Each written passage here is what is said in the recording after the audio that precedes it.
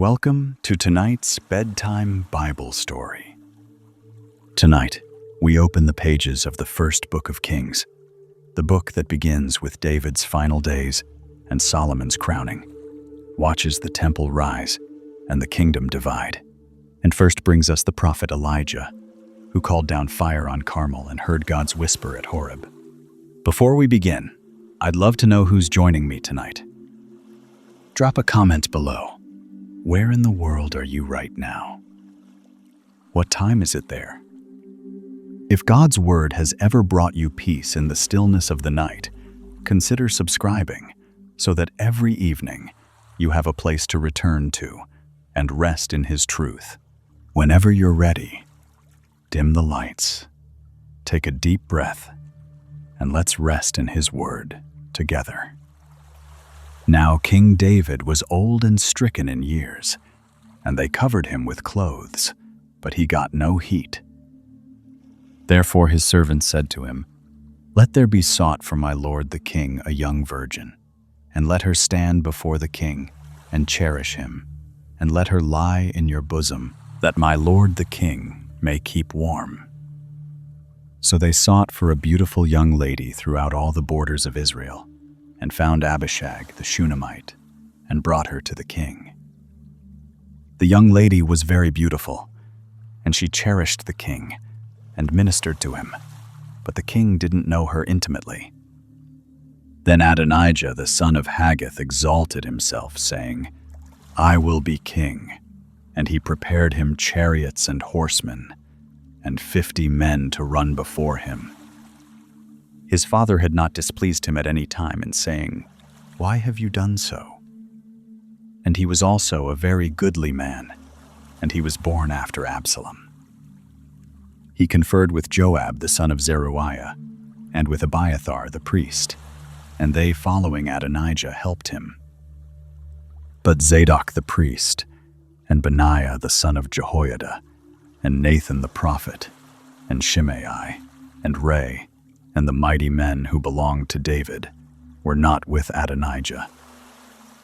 Adonijah killed sheep and cattle and fatlings by the stone of Zoheleth, which is beside En-Rogel, and he called all his brothers, the king's sons, and all the men of Judah, the king's servants. But Nathan the prophet, and Benaiah, and the mighty men, and Solomon his brother, he didn't call. Then Nathan spoke to Bathsheba, the mother of Solomon, saying, "Haven't you heard that Adonijah, the son of Haggith, reigns, and David our Lord doesn't know it? Now therefore come, please let me give you counsel, that you may save your own life and the life of your son Solomon. Go and get you in to King David, and tell him, 'Didn't you, my lord, king, swear to your handmaid, saying, Assuredly Solomon your son shall reign after me, and he shall sit on my throne? Why then does Adonijah reign? Behold, while you yet talk there with the king, I also will come in after you, and confirm your words.'" Bathsheba went in to the king into the chamber, and the king was very old, and Abishag the Shunammite was ministering to the king. Bathsheba bowed and did obeisance to the king. The king said, "What would you?" She said to him, "My lord, you swore by Yahweh your God to your handmaid, saying, 'Assuredly Solomon your son shall reign after me, and he shall sit on my throne.' Now, behold, Adonijah reigns, and you, my lord the king, don't know it, and he has slain cattle and fatlings and sheep in abundance, and has called all the sons of the king, and Abiathar the priest, and Joab the captain of the army. But he hasn't called Solomon your servant. You, my lord the king, the eyes of all Israel are on you, that you should tell them who shall sit on the throne of my lord the king after him. Otherwise it will happen, when my lord the king shall sleep with his fathers, that I and my son Solomon shall be counted offenders. Behold, While she yet talked with the king, Nathan the prophet came in. They told the king, saying, "Behold, Nathan the prophet." When he was come in before the king, he bowed himself before the king with his face to the ground. Nathan said, "My lord, king, have you said, 'Adonijah shall reign after me, and he shall sit on my throne'? For he is gone down this day, and has slain cattle and fatlings and sheep in abundance, and has called all the king's sons, and the captains of the army, and Abiathar the priest. And behold, they are eating and drinking before him, and say, 'Long live King Adonijah.' But he hasn't called me, even me your servant, and Zadok the priest, and Benaiah the son of Jehoiada, and your servant Solomon. Is this thing done by my lord the king? And you haven't shown to your servants who should sit on the throne of my lord the king after him?" Then King David answered, "Call to me Bathsheba." She came into the king's presence and stood before the king. The king swore and said, "As Yahweh lives, who has redeemed my soul out of all adversity, most certainly as I swore to you by Yahweh, the God of Israel, saying, 'Assuredly Solomon your son shall reign after me, and he shall sit on my throne in my place. Most certainly so will I do this day.'" Then Bathsheba bowed with her face to the earth, and did obeisance to the king, and said, "Let my lord King David live forever." King David said, "Call to me Zadok the priest, and Nathan the prophet, and Benaiah the son of Jehoiada." They came before the king. The king said to them, "Take with you the servants of your lord, and cause Solomon my son to ride on my own mule, and bring him down to Gihon, and let Zadok the priest and Nathan the prophet anoint him there king over Israel. And blow you the trumpet, and say, 'Long live King Solomon.' Then you shall come up after him, and he shall come and sit on my throne, for he shall be king in my place, and I have appointed him to be prince over Israel and over Judah." Benaiah the son of Jehoiada answered the king and said, "Amen. Yahweh, the God of my lord the king, say so too. As Yahweh has been with my lord the king, even so be he with Solomon, and make his throne greater than the throne of my lord King David." So Zadok the priest, and Nathan the prophet, and Benaiah the son of Jehoiada, and the Cherethites and the Pelethites went down, and caused Solomon to ride on King David's mule, and brought him to Gihon. Zadok the priest took the horn of oil out of the tent, and anointed Solomon. They blew the trumpet, and all the people said, "Long live King Solomon." All the people came up after him, and the people piped with pipes, and rejoiced with great joy, so that the earth shook with the sound of them. Adonijah and all the guests who were with him heard it, as they had made an end of eating. When Joab heard the sound of the trumpet, he said, "Why is this noise of the city being in an uproar?" While he yet spoke, behold, Jonathan the son of Abiathar the priest came. And Adonijah said, "Come in, for you are a worthy man, and bring good news." Jonathan answered Adonijah, "Most certainly our lord King David has made Solomon king, and the king has sent with him Zadok the priest, and Nathan the prophet, and Benaiah the son of Jehoiada, and the Cherethites and the Pelethites.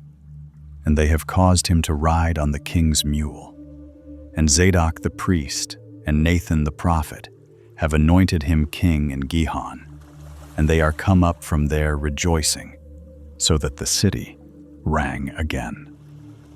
This is the noise that you have heard. Also Solomon sits on the throne of the kingdom. Moreover, the king's servants came to bless our lord King David, saying, 'Your God make the name of Solomon better than your name, and make his throne greater than your throne." And the king bowed himself on the bed. Also, thus said the king, "Blessed be Yahweh, the God of Israel, who has given one to sit on my throne this day, my eyes even seeing it." All the guests of Adonijah were afraid, and rose up, and went every man his way. Adonijah feared because of Solomon, and he arose, and went, and caught hold on the horns of the altar. It was told Solomon, saying, "Behold, Adonijah fears King Solomon, for, behold, he has laid hold on the horns of the altar, saying, Let King Solomon swear to me first that he will not kill his servant with the sword." Solomon said, "If he shall show himself a worthy man, there shall not a hair of him fall to the earth. But if wickedness be found in him, he shall die." So King Solomon sent, and they brought him down from the altar. He came and did obeisance to King Solomon, and Solomon said to him, "Go to your house, the trumpets have faded, and the scent of the anointing oil still rests on the young king's brow." Within the palace walls, the old king, once a shepherd, once the commander of armies, lies quietly now, his breath growing faint. He knows his days are spent, and so he calls his son close to lay his final words gently into his heart. Some things are only spoken in the night, when a life is drawing to its end. Now the days of David drew near that he should die, and he commanded Solomon his son, saying, "I am going the way of all the earth.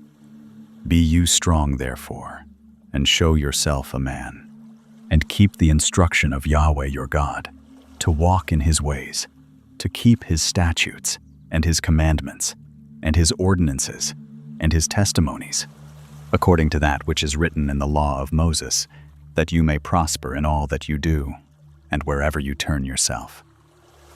That Yahweh may establish his word which he spoke concerning me, saying, If your children take heed to their way, to walk before me in truth with all their heart and with all their soul, there shall not fail you," said he, a man on the throne of Israel.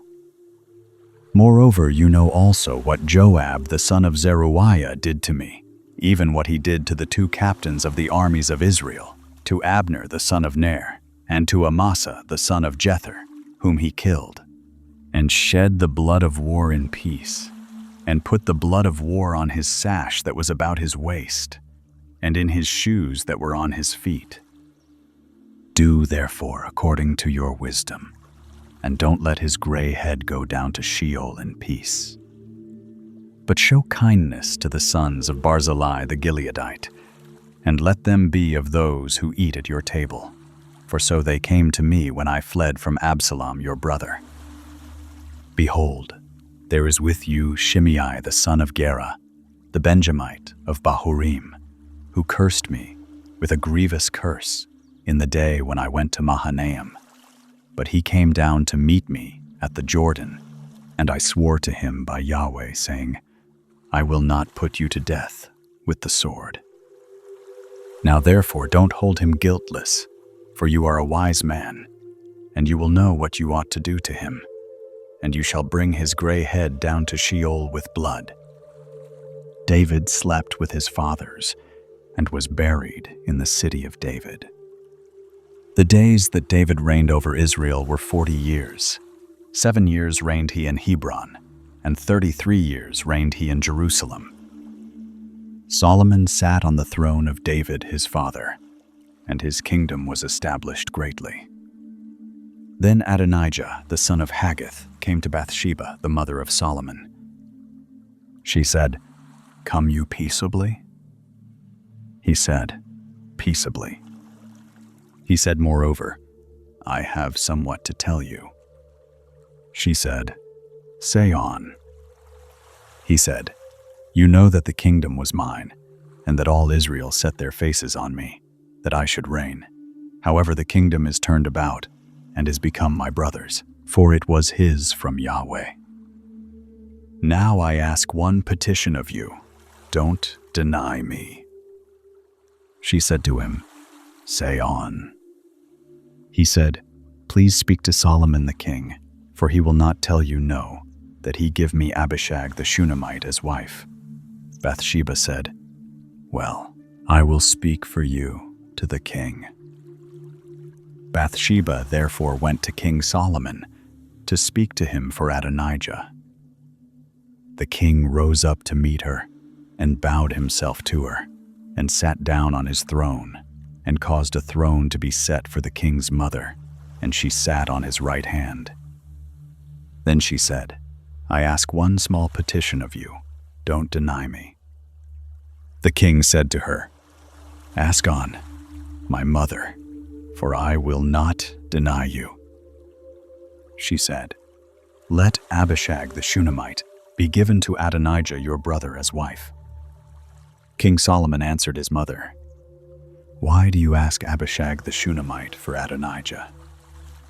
Ask for him the kingdom also, for he is my elder brother, even for him, and for Abiathar the priest, and for Joab the son of Zeruiah." Then King Solomon swore by Yahweh, saying, "God do so to me, and more also, if Adonijah has not spoken this word against his own life. Now therefore, as Yahweh lives, who has established me, and set me on the throne of David my father, and who has made me a house, as he promised, surely Adonijah shall be put to death this day." King Solomon sent by Benaiah the son of Jehoiada, and he fell on him, so that he died. To Abiathar the priest said the king, "Get you to Anathoth, to your own fields, for you are worthy of death, but I will not at this time put you to death, because you bear the ark of the Lord Yahweh before David my father, and because you were afflicted in all in which my father was afflicted." So Solomon thrust out Abiathar from being priest to Yahweh, that he might fulfill the word of Yahweh, which he spoke concerning the house of Eli in Shiloh. The news came to Joab, for Joab had turned after Adonijah, though he didn't turn after Absalom. Joab fled to the tent of Yahweh and caught hold on the horns of the altar. It was told King Solomon, "Joab is fled to the tent of Yahweh, and behold, he is by the altar." Then Solomon sent Benaiah the son of Jehoiada, saying, "Go, fall on him." Benaiah came to the tent of Yahweh and said to him, "Thus says the king, come forth." He said, "No, but I will die here." Benaiah brought the king word again, saying, "Thus said Joab, and thus he answered me." The king said to him, "Do as he has said, and fall on him, and bury him, that you may take away the blood which Joab shed without cause from me and from my father's house. Yahweh will return his blood on his own head, because he fell on 2 men more righteous and better than he, and killed them with the sword. And my father David didn't know it, to wit, Abner the son of Ner, captain of the army of Israel, and Amasa the son of Jether, captain of the army of Judah. So shall their blood return on the head of Joab, and on the head of his seed forever. But to David, and to his seed, and to his house, and to his throne shall there be peace forever from Yahweh." Then Benaiah the son of Jehoiada went up, and fell on him, and killed him, and he was buried in his own house in the wilderness. The king put Benaiah the son of Jehoiada in his room over the army, and Zadok the priest did the king put in the room of Abiathar. The king sent and called for Shimei, and said to him, "Build yourself a house in Jerusalem, and dwell there, and don't go forth from there anywhere. For on the day you go out and pass over the brook Kidron, know you for certain that you shall surely die. Your blood shall be on your own head." Shimei said to the king, "The saying is good. As my lord the king has said, so will your servant do." Shimei lived in Jerusalem many days. It happened at the end of 3 years that 2 of the servants of Shimei ran away to Achish, son of Maacah, king of Gath. They told Shimei, saying, "Behold, your servants are in Gath." Shimei arose and saddled his donkey and went to Gath to Achish to seek his servants. And Shimei went and brought his servants from Gath. It was told Solomon that Shimei had gone from Jerusalem to Gath and was come again. The king sent and called for Shimei and said to him, "Didn't I adjure you by Yahweh and protest to you, saying, 'Know for certain that on the day you go out and walk abroad anywhere, you shall surely die?' And you said to me, 'The saying that I have heard is good.' Why then have you not kept the oath of Yahweh and the commandment that I have instructed you with?" The king said moreover to Shimei, "You know all the wickedness which your heart is privy to, that you did to David my father. Therefore Yahweh shall return your wickedness on your own head. But King Solomon shall be blessed, and the throne of David shall be established before Yahweh forever." So the king commanded Benaiah the son of Jehoiada, and he went out and fell on him, so that he died. The kingdom was established in the hand of Solomon. The turmoil has all been stilled, and the throne now rests as firm as stone in Solomon's hand. Deep in the night, the young king climbs alone to the high place at Gibeon to offer sacrifice, and the starlight settles over the embers of the altar. And there, in that great quiet, God comes to him in a dream and asks him one thing: "What would you have me give you?" Solomon made affinity with Pharaoh, king of Egypt, and took Pharaoh's daughter and brought her into the city of David until he had made an end of building his own house and the house of Yahweh and the wall of Jerusalem all around. Only the people sacrificed in the high places, because there was no house built for the name of Yahweh until those days. Solomon loved Yahweh, walking in the statutes of David his father. Only he sacrificed and burnt incense in the high places. The king went to Gibeon to sacrifice there, for that was the great high place. 1,000 burnt offerings did Solomon offer on that altar. In Gibeon, Yahweh appeared to Solomon in a dream by night, and God said, "Ask what I shall give you." Solomon said, "You have shown to your servant David, my father, great loving kindness, according as he walked before you in truth, and in righteousness, and in uprightness of heart with you. And you have kept for him this great loving kindness, that you have given him a son to sit on his throne, as it is this day. Now, Yahweh my God, you have made your servant king instead of David my father, and I am but a little child. I don't know how to go out or come in. Your servant is in the midst of your people, which you have chosen, a great people that can't be numbered, nor counted for multitude. Give your servant, therefore, an understanding heart to judge your people, that I may discern between good and evil. For who is able to judge this your great people?" The speech pleased the Lord, that Solomon had asked this thing. God said to him, "Because you have asked this thing, and have not asked for yourself long life, neither have asked riches for yourself, nor have asked the life of your enemies, but have asked for yourself understanding to discern justice. Behold, I have done according to your word. Behold, I have given you a wise and an understanding heart, so that there has been none like you before you, neither after you shall any arise like you. I have also given you that which you have not asked, both riches and honor, so that there shall not be any among the kings like you all your days. If you will walk in my ways, to keep my statutes and my commandments, as your father David did walk, then I will lengthen your days. Solomon awoke, and behold, it was a dream. And he came to Jerusalem, and stood before the ark of the covenant of Yahweh, and offered up burnt offerings, and offered peace offerings, and made a feast to all his servants. Then there came 2 women who were prostitutes to the king, and stood before him. The one woman said, "O my lord, I and this woman dwell in one house, and I was delivered of a child with her in the house.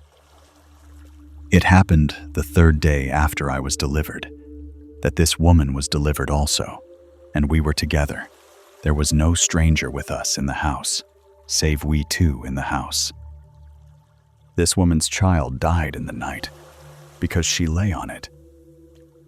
She arose at midnight, and took my son from beside me, while your handmaid slept, and laid it in her bosom, and laid her dead child in my bosom. When I rose in the morning to give my child suck, behold, it was dead. But when I had looked at it in the morning, behold, it was not my son whom I bore." The other woman said, "No, but the living is my son, and the dead is your son." This said, "No, but the dead is your son, and the living is my son." Thus they spoke before the king. Then said the king, "The one says, 'This is my son who lives, and your son is the dead.' And the other says, 'No, but your son is the dead, and my son is the living.'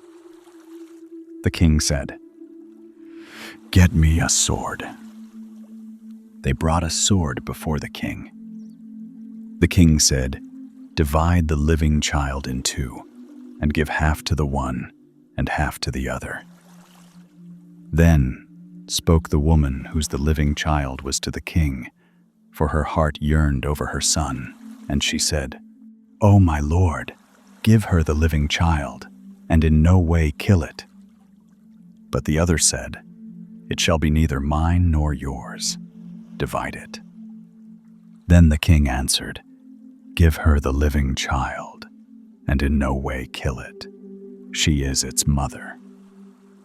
All Israel heard of the judgment which the king had judged, and they feared the king, for they saw that the wisdom of God was in him to do justice.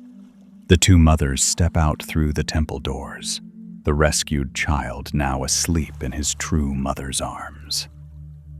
Word spreads across the land, and the people look upon their king with a quiet awe. So this is the wisdom God has given, so tender and yet so clear. And now that same wisdom will flow down from the seat of judgment into every corner of the kingdom. King Solomon was king over all Israel. These were the princes whom he had: Azariah the son of Zadok, the priest, Elihoreph and Ahijah, the sons of Shisha, scribes, Jehoshaphat, the son of Ahilud, the recorder, and Benaiah the son of Jehoiada was over the army, and Zadok and Abiathar were priests, and Azariah the son of Nathan was over the officers, and Zabud the son of Nathan was chief minister, and the king's friend, and Ahishar was over the household, and Adoniram the son of Abda was over the men subject to forced labor. Solomon had 12 officers over all Israel, who provided food for the king and his household. Each man had to make provision for a month in the year. These are their names: Ben-Hur, in the hill country of Ephraim, Ben-Decker, in Makaz, and in Shalbim, and Beth-Shemesh, and Elon Beth-Hanan, Ben-Hesed, In Aruboth to him pertained Soko, and all the land of Hepher. Ben-Abinadab, in all the height of Dor, he had Taphath, the daughter of Solomon, as wife. Baana, the son of Ahilud, in Tanakh and Megiddo, and all Beth-Shean, which is beside Zarethan, beneath Jezreel, from Beth-Shean to Abel-Meholah, as far as beyond Jokmeam, Ben-Geber. In Ramoth-Gilead to him pertained the towns of Jair, the son of Manasseh, which are in Gilead. Even to him pertained the region of Argob, which is in Bashan, 60 great cities with walls and bronze bars. Ahinadab, the son of Iddo, in Mahanaim. Ahimaaz, in Naphtali. He also took Basemath, the daughter of Solomon, as wife. Baana, the son of Hushai, in Asher and Bealoth. Jehoshaphat, the son of Peruah, in Issachar. Shimei, the son of Elah, in Benjamin. Geber, the son of Uri, in the land of Gilead. The country of Sihon, king of the Amorites, and of Og, king of Bashan, and he was the only officer who was in the land. Judah and Israel were many as the sand which is by the sea in multitude, eating and drinking and making merry.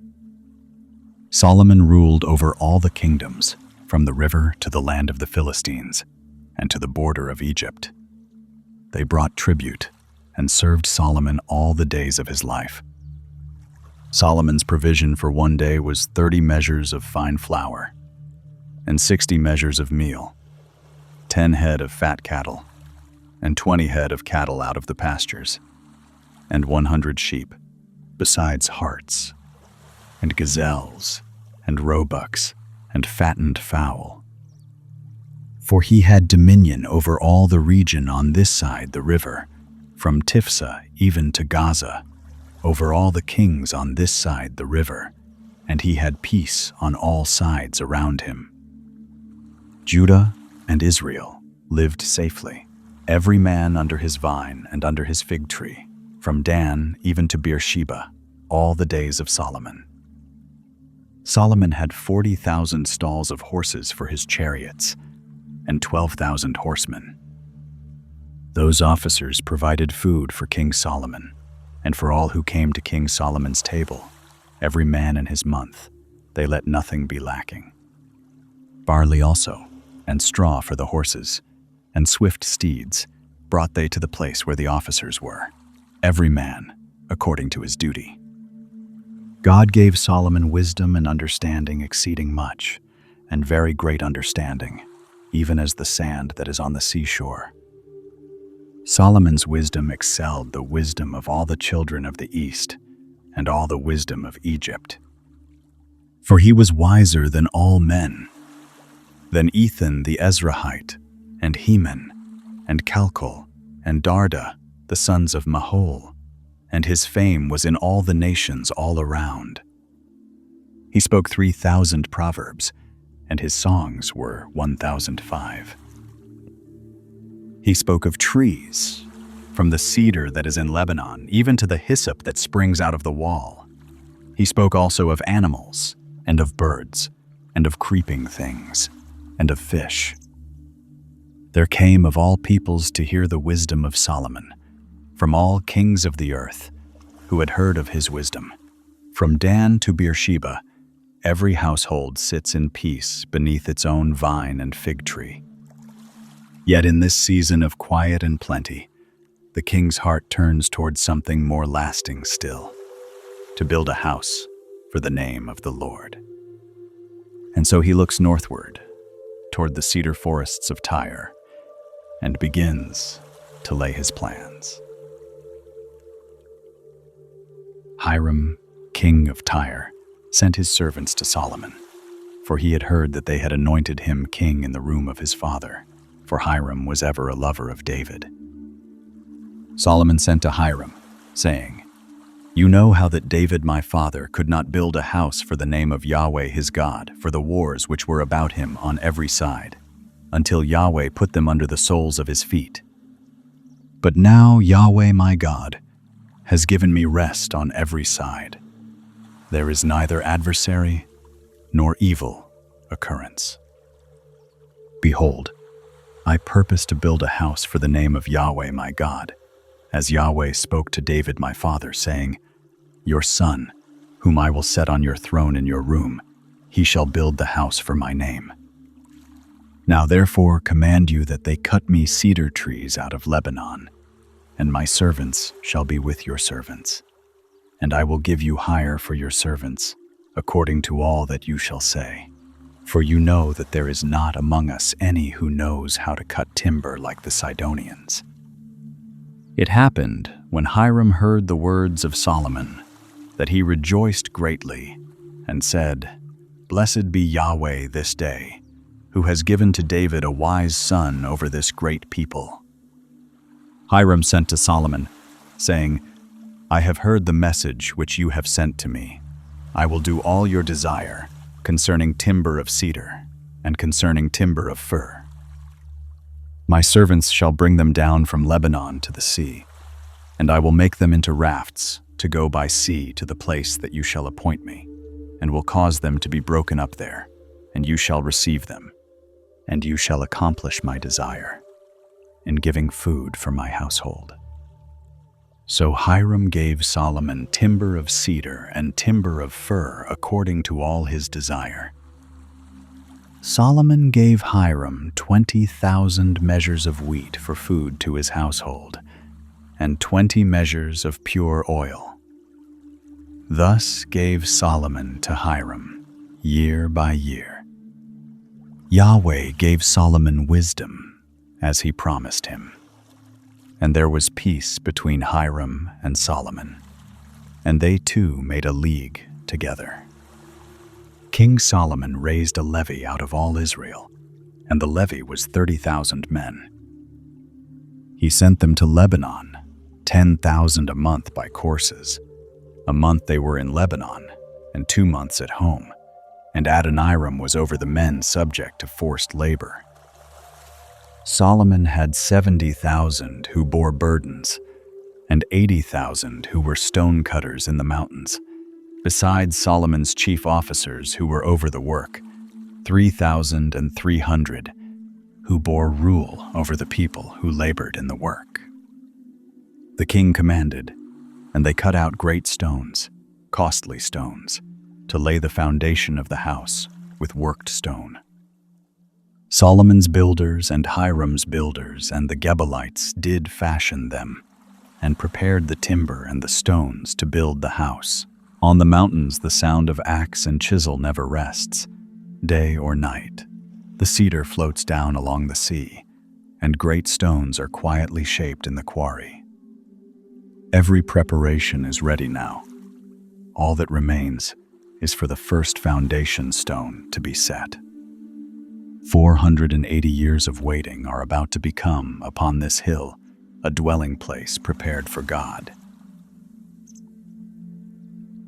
It happened in the 480th year, after the children of Israel were come out of the land of Egypt, in the 4th year of Solomon's reign over Israel, in the month Ziv, which is the 2nd month, that he began to build the house of Yahweh. The house which King Solomon built for Yahweh, its length was 60 cubits, and its breadth 20 cubits, and its height 30 cubits. The porch before the temple of the house, 20 cubits was its length, according to the breadth of the house, and 10 cubits was its breadth before the house. For the house he made windows of fixed lattice work. Against the wall of the house he built stories all around, against the walls of the house all around, both of the temple and of the oracle, and he made side chambers all around. The nethermost story was 5 cubits broad, and the middle was 6 cubits broad, and the third was 7 cubits broad. For on the outside he made offsets in the wall of the house all around, that the beams should not have hold in the walls of the house. The house, when it was in building, was built of stone made ready at the quarry, and there was neither hammer nor axe nor any tool of iron heard in the house, while it was in building. The door for the middle side chambers was in the right side of the house, and they went up by winding stairs into the middle story, and out of the middle into the third. So he built the house and finished it, and he covered the house with beams and planks of cedar. He built the stories against all the house, each 5 cubits high, and they rested on the house with timber of cedar. The word of Yahweh came to Solomon, saying, "Concerning this house which you are building, if you will walk in my statutes, and execute my ordinances, and keep all my commandments to walk in them, then will I establish my word with you, which I spoke to David your father. I will dwell among the children of Israel, and will not forsake my people, Israel." So Solomon built the house and finished it. He built the walls of the house within with boards of cedar. From the floor of the house to the walls of the ceiling, he covered them on the inside with wood. And he covered the floor of the house with boards of fir. He built 20 cubits on the hinder part of the house with boards of cedar from the floor to the walls of the ceiling. He built them for it within, for an oracle, even for the most holy place. The house, that is, the temple before the oracle, was 40 cubits long. There was cedar on the house within, carved with buds and open flowers. All was cedar. There was no stone seen. He prepared an oracle in the midst of the house within, to set there the ark of the covenant of Yahweh. Within the oracle was a space of 20 cubits in length, and 20 cubits in breadth, and 20 cubits in its height. And he overlaid it with pure gold, and he covered the altar with cedar. So Solomon overlaid the house within with pure gold, and he drew chains of gold across before the oracle, and he overlaid it with gold. The whole house he overlaid with gold, until all the house was finished. Also the whole altar that belonged to the oracle he overlaid with gold. In the oracle he made 2 cherubim of olive wood, each 10 cubits high. 5 cubits was the one wing of the cherub, and 5 cubits the other wing of the cherub. From the uttermost part of the one wing to the uttermost part of the other were 10 cubits. The other cherub was 10 cubits. Both the cherubim were of one measure and one form. The height of the one cherub was 10 cubits, and so was it of the other cherub. He set the cherubim within the inner house, and the wings of the cherubim were stretched forth, so that the wing of the one touched the one wall, and the wing of the other cherub touched the other wall, and their wings touched one another in the midst of the house. He overlaid the cherubim with gold. He carved all the walls of the house around with carved figures of cherubim and palm trees and open flowers, inside and outside. The floor of the house he overlaid with gold, inside and outside. For the entrance of the oracle he made doors of olive wood. The lintel and doorposts were a 5th part of the wall. So he made 2 doors of olive wood, and he carved on them carvings of cherubim and palm trees and open flowers, and overlaid them with gold. And he spread the gold on the cherubim and on the palm trees. So also made he for the entrance of the temple door posts of olive wood out of a 4th part of the wall, and 2 doors of fir wood. The 2 leaves of the one door were folding, and the 2 leaves of the other door were folding. He carved thereon cherubim and palm trees and open flowers, and he overlaid them with gold, fitted on the engraved work. He built the inner court with 3 courses of cut stone and a course of cedar beams. In the 4th year was the foundation of the house of Yahweh laid, in the month Ziv. In the 11th year, in the month Bul, which is the 8th month, was the house finished throughout all its parts, and according to all its fashion. So was he 7 years in building it? After 7 years, the temple is finished at last, its cedar walls overlaid with pure gold, softly catching the dim light.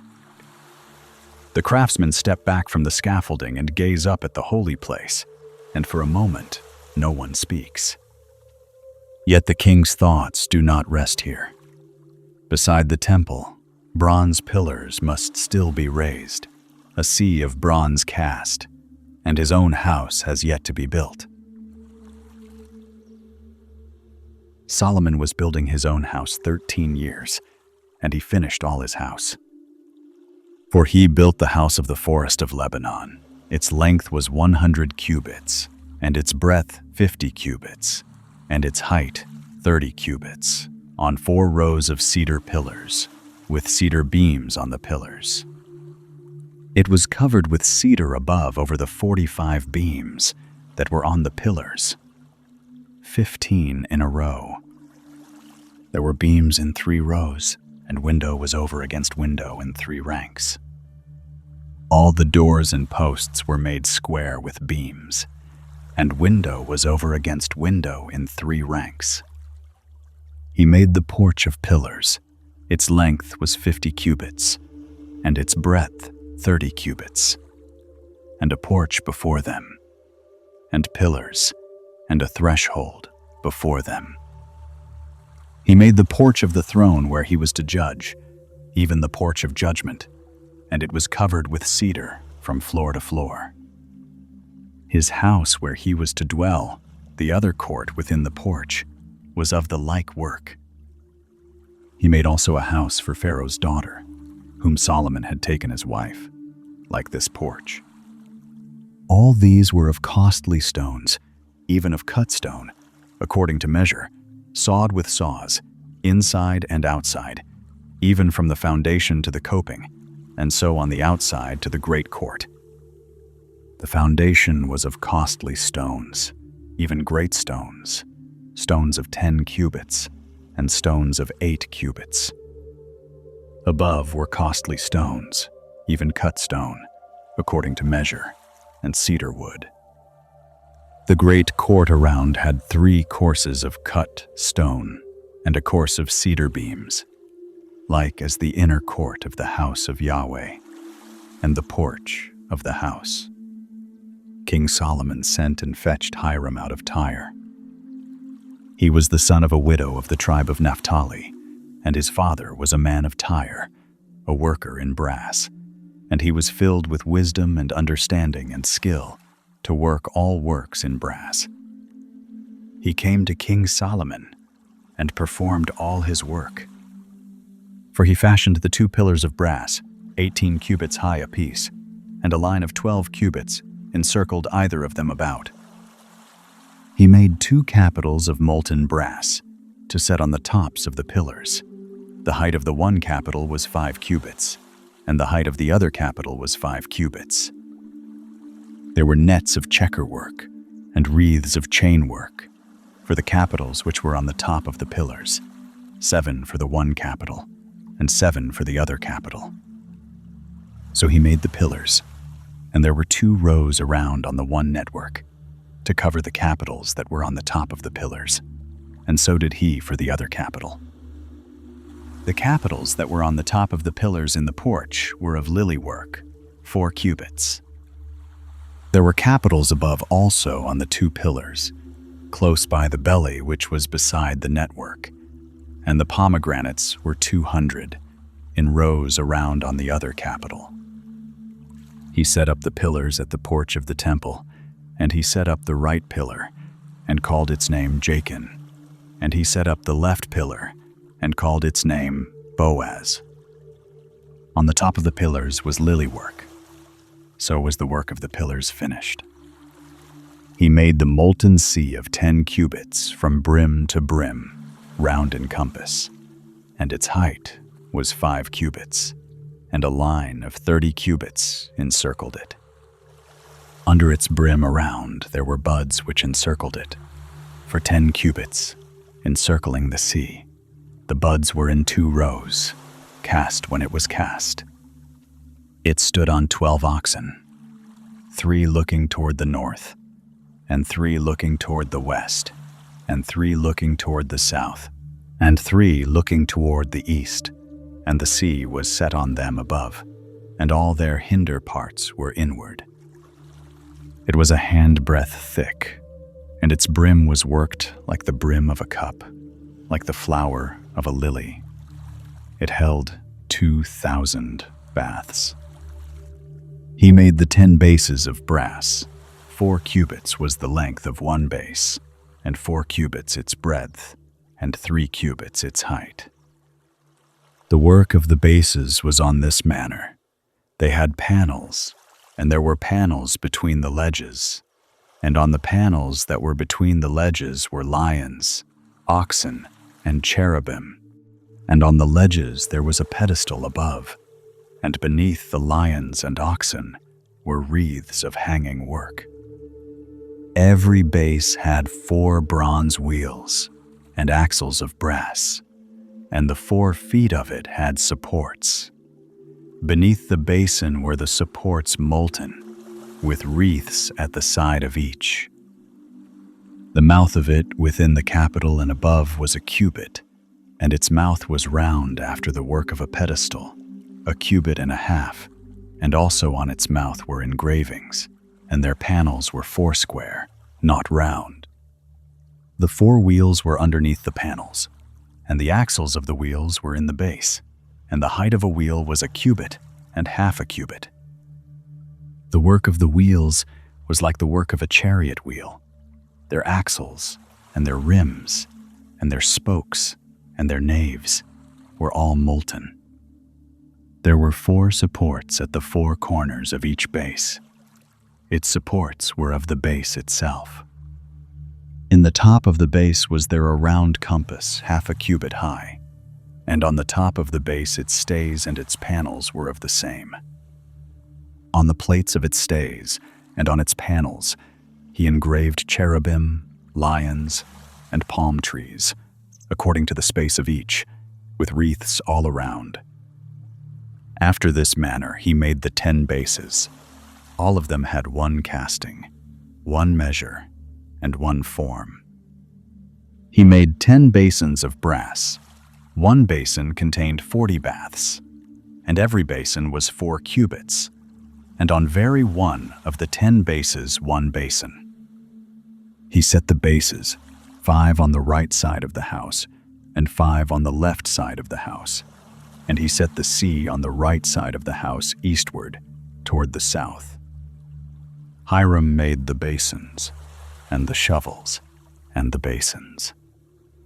So Hiram made an end of doing all the work that he worked for King Solomon in the house of Yahweh, the 2 pillars, and the 2 bowls of the capitals that were on the top of the pillars, and the 2 networks to cover the 2 bowls of the capitals that were on the top of the pillars, and the 400 pomegranates for the 2 networks, 2 rows of pomegranates for each network, to cover the 2 bowls of the capitals that were on the pillars, and the 10 bases, and the 10 basins on the bases, and the 1 sea, and the 12 oxen under the sea, and the pots, and the shovels, and the basins, even all these vessels, which Hiram made for King Solomon in the house of Yahweh, were of burnished brass. In the plain of the Jordan did the king cast them, in the clay ground between Succoth and Zarethan. Solomon left all the vessels unweighed, because they were exceeding many. The weight of the brass could not be found out.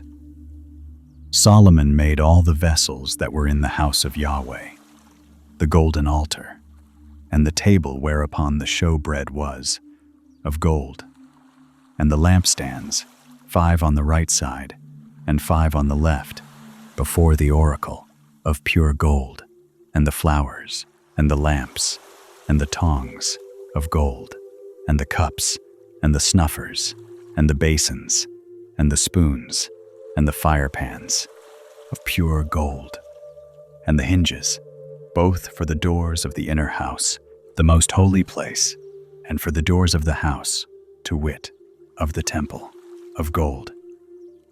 Thus all the work that King Solomon worked in the house of Yahweh was finished. Solomon brought in the things which David his father had dedicated, even the silver and the gold and the vessels, and put them in the treasuries of the house of Yahweh. The bronze pillars stand tall, the sea of bronze lies still as a mirror, and the last vessel has been set in its place. The house is complete at last. Yet, however glorious a temple may be, without the ark within it, it is only an empty room. And so the priests lift the ark and carry it slowly toward the most holy place.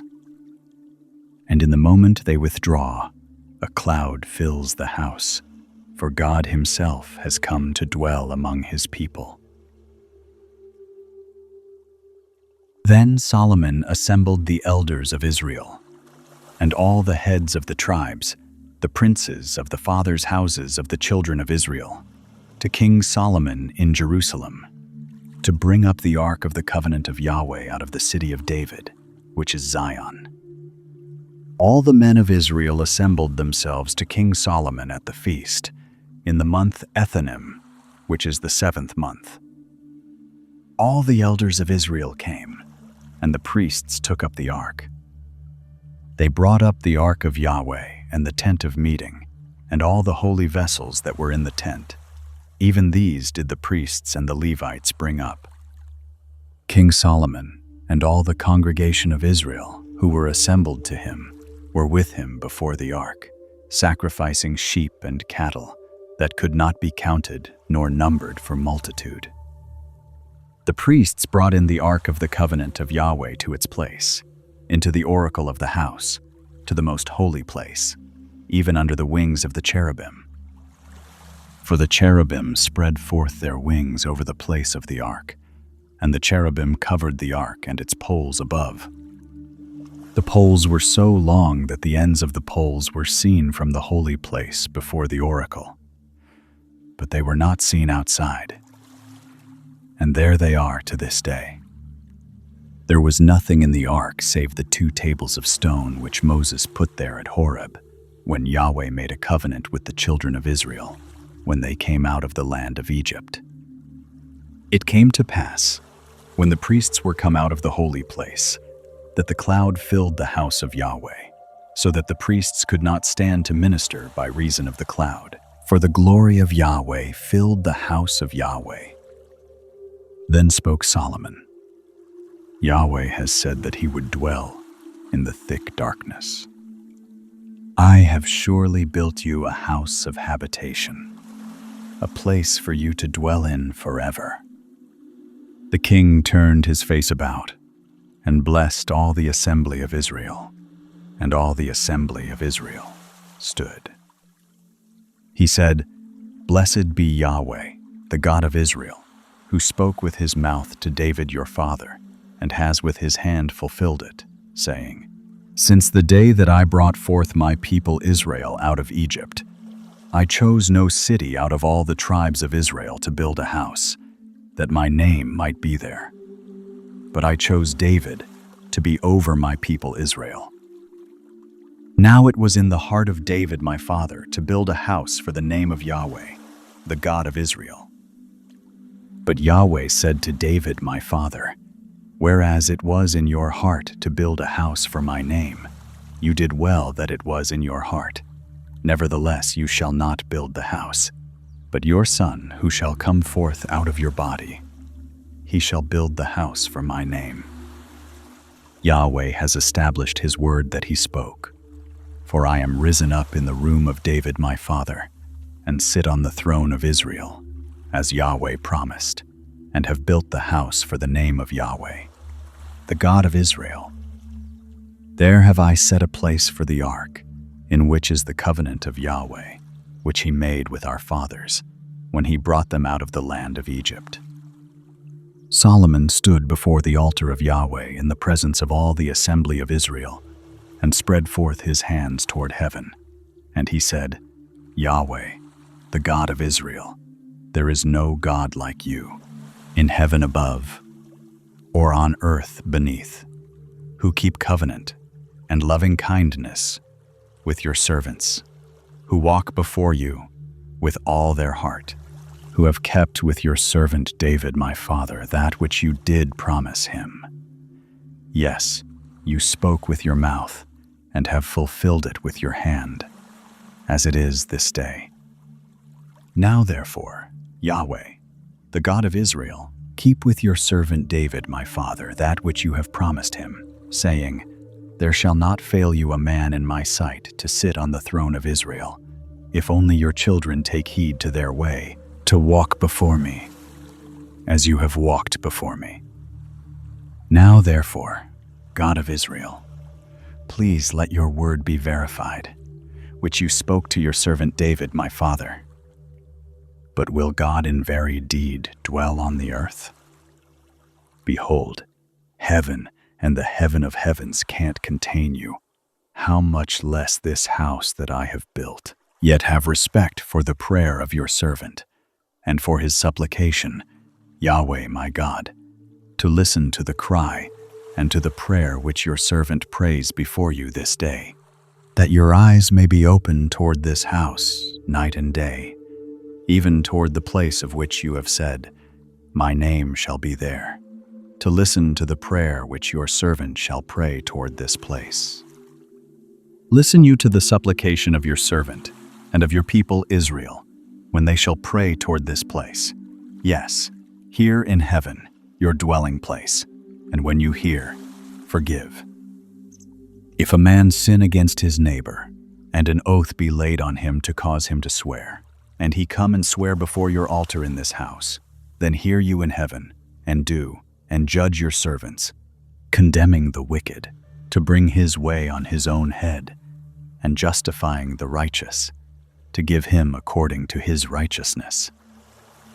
When your people Israel are struck down before the enemy, because they have sinned against you, if they turn again to you, and confess your name, and pray, and make supplication to you in this house, then hear you in heaven, and forgive the sin of your people Israel, and bring them again to the land which you gave to their fathers. When the sky is shut up, and there is no rain, because they have sinned against you, if they pray toward this place, and confess your name, and turn from their sin, when you do afflict them, then hear in heaven, and forgive the sin of your servants, and of your people Israel, when you teach them the good way in which they should walk, and send rain on your land, which you have given to your people for an inheritance. If there be in the land famine, if there be pestilence, if there is blight or mildew, locust or caterpillar, if their enemy besiege them in the land of their cities, whatever plague, whatever sickness there be, whatever prayer and supplication be made by any man, or by all your people Israel, who shall know every man the plague of his own heart, and spread forth his hands toward this house, then hear in heaven your dwelling place, and forgive, and do, and render to every man according to all his ways, whose heart you know, for you, even you only, know the hearts of all the children of men, that they may fear you all the days that they live in the land which you gave to our fathers.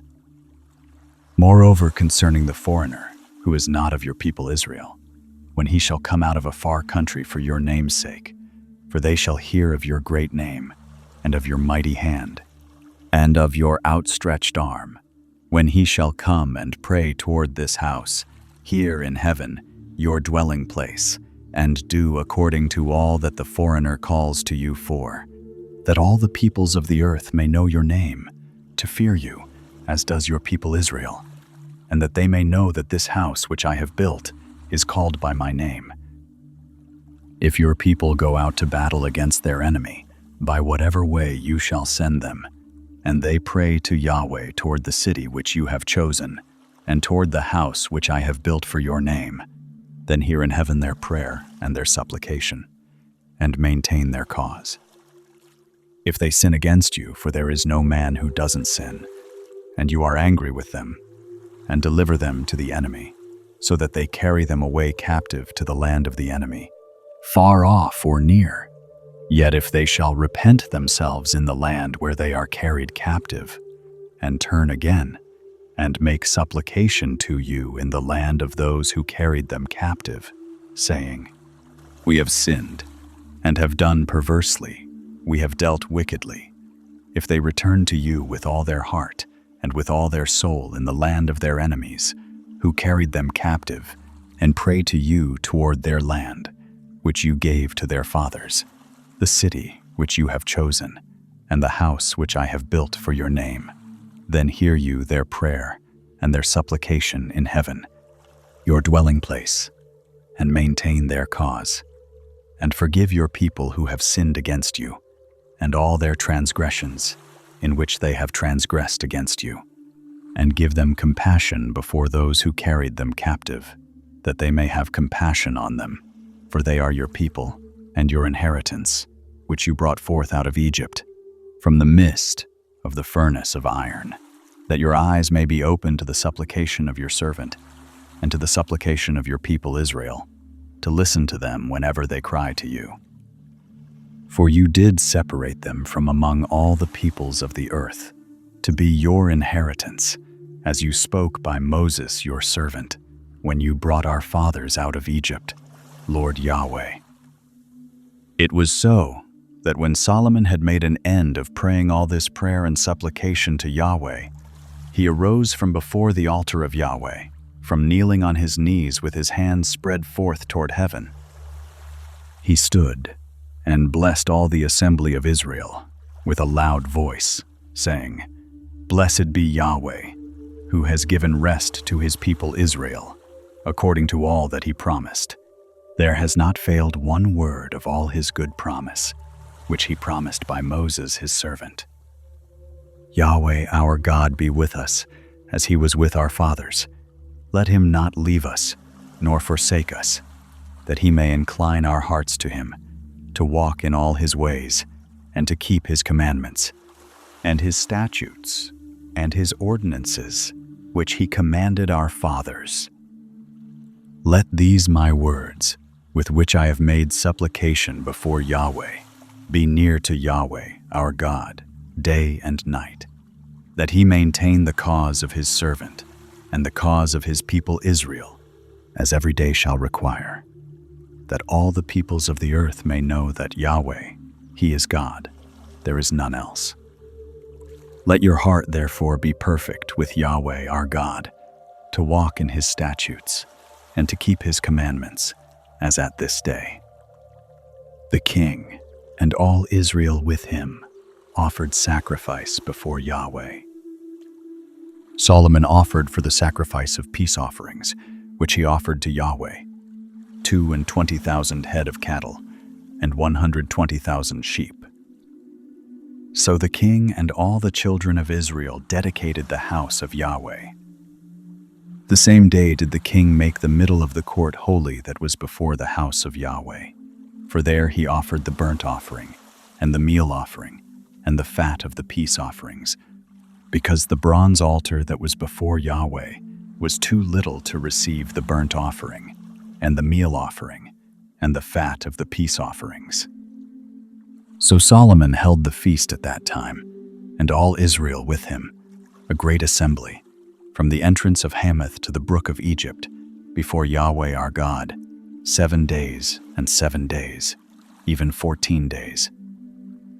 On the 8th day he sent the people away, and they blessed the king, and went to their tents joyful and glad of heart, for all the goodness that Yahweh had shown to David his servant, and to Israel his people.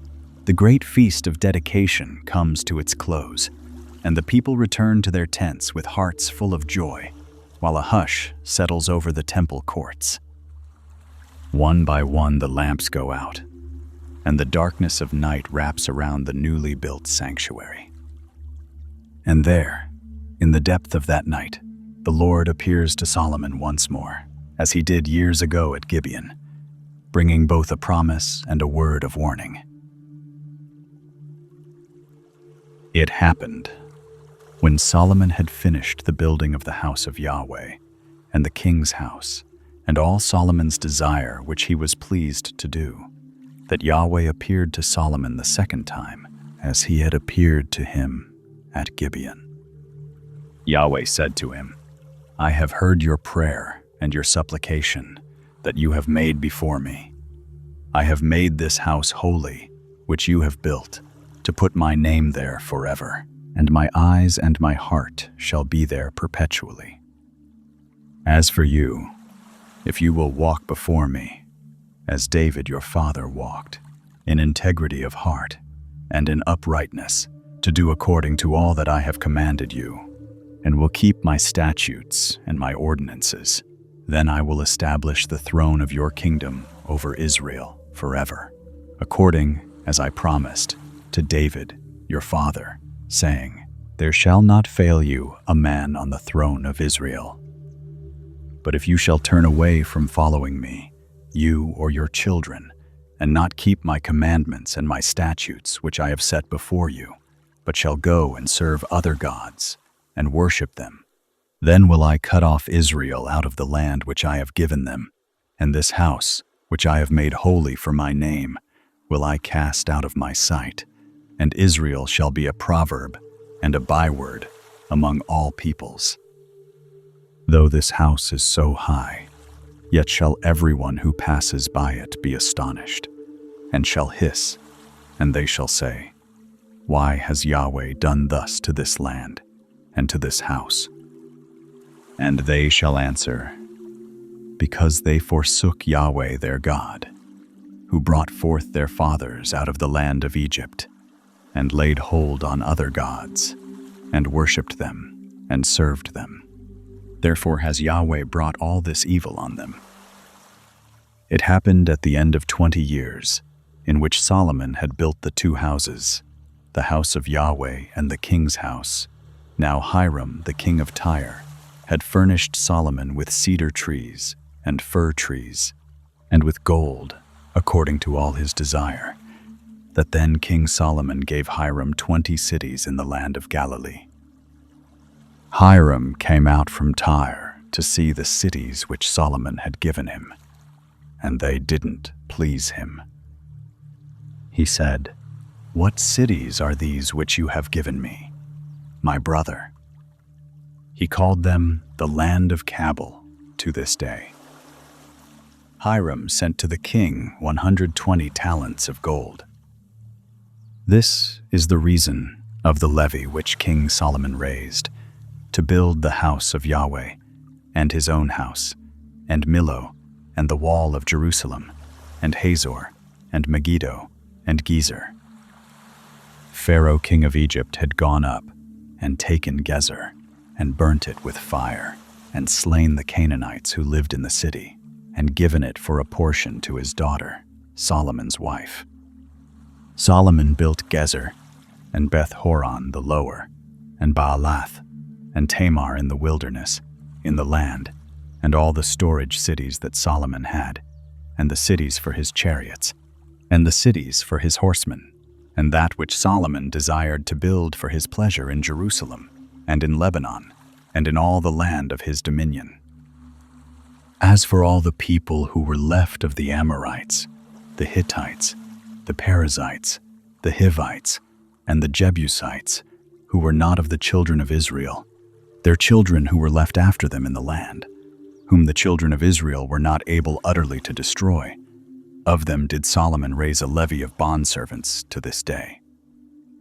But of the children of Israel did Solomon make no bondservants, but they were the men of war, and his servants, and his princes, and his captains, and rulers of his chariots and of his horsemen. These were the chief officers who were over Solomon's work, 550, who bore rule over the people who labored in the work. But Pharaoh's daughter came up out of the city of David to her house, which Solomon had built for her. Then did he build Millo. 3 times a year did Solomon offer burnt offerings and peace offerings on the altar which he built to Yahweh, burning incense therewith, on the altar that was before Yahweh. So he finished the house. King Solomon made a navy of ships in Ezion-Geber, which is beside Eloth, on the shore of the Red Sea, in the land of Edom. Hiram sent in the navy his servants, sailors who had knowledge of the sea, with the servants of Solomon. They came to Ophir and fetched from there gold, 420 talents, and brought it to King Solomon. The king's fleet returns from Ophir laden with gold. City after city rises, and Solomon's name travels with the caravans to distant lands. In the south, a queen hears the reports about him and about the God he worships, and cannot lay her wonder to rest. So she resolves to set out herself to test this king's wisdom with the hardest questions she can bring. When the Queen of Sheba heard of the fame of Solomon concerning the name of Yahweh, she came to prove him with hard questions. She came to Jerusalem with a very great train, with camels that bore spices, and very much gold, and precious stones. And when she was come to Solomon, she talked with him of all that was in her heart. Solomon told her all her questions. There was not anything hidden from the king, which he didn't tell her. When the Queen of Sheba had seen all the wisdom of Solomon, and the house that he had built, and the food of his table, and the sitting of his servants, and the attendance of his ministers, and their clothing, and his cupbearers, and his ascent by which he went up to the house of Yahweh, there was no more spirit in her. She said to the king, "It was a true report that I heard in my own land of your acts and of your wisdom. However, I didn't believe the words until I came, and my eyes had seen it, and behold, the half was not told me. Your wisdom and prosperity exceed the fame which I heard. Happy are your men, happy are these your servants, who stand continually before you, and who hear your wisdom. Blessed be Yahweh your God, who delighted in you, to set you on the throne of Israel. Because Yahweh loved Israel forever, therefore made he you king, to do justice and righteousness." She gave the king 120 talents of gold, and of spices very great store, and precious stones. There came no more such abundance of spices as these which the Queen of Sheba gave to King Solomon. The navy also of Hiram, that brought gold from Ophir, brought in from Ophir great plenty of almug trees and precious stones. The king made of the almug trees pillars for the house of Yahweh, and for the king's house, harps also and stringed instruments for the singers. There came no such almug trees, nor were seen to this day. King Solomon gave to the Queen of Sheba all her desire, whatever she asked, besides that which Solomon gave her of his royal bounty. So she turned and went to her own land, she and her servants. Now the weight of gold that came to Solomon in 1 year was 666 talents of gold, besides that which the traders brought, and the traffic of the merchants, and of all the kings of the mixed people, and of the governors of the country. King Solomon made 200 bucklers of beaten gold. 600 shekels of gold went to 1 buckler. He made 300 shields of beaten gold. 3 minas of gold went to 1 shield, and the king put them in the house of the forest of Lebanon. Moreover, the king made a great throne of ivory, and overlaid it with the finest gold. There were 6 steps to the throne, and the top of the throne was round behind, and there were stays on either side by the place of the seat, and 2 lions standing beside the stays. 12 lions stood there on the one side and on the other on the 6 steps. There was nothing like it made in any kingdom. All King Solomon's drinking vessels were of gold, and all the vessels of the house of the forest of Lebanon were of pure gold. None were of silver. It was nothing accounted of in the days of Solomon. For the king had at sea a navy of Tarshish with the navy of Hiram.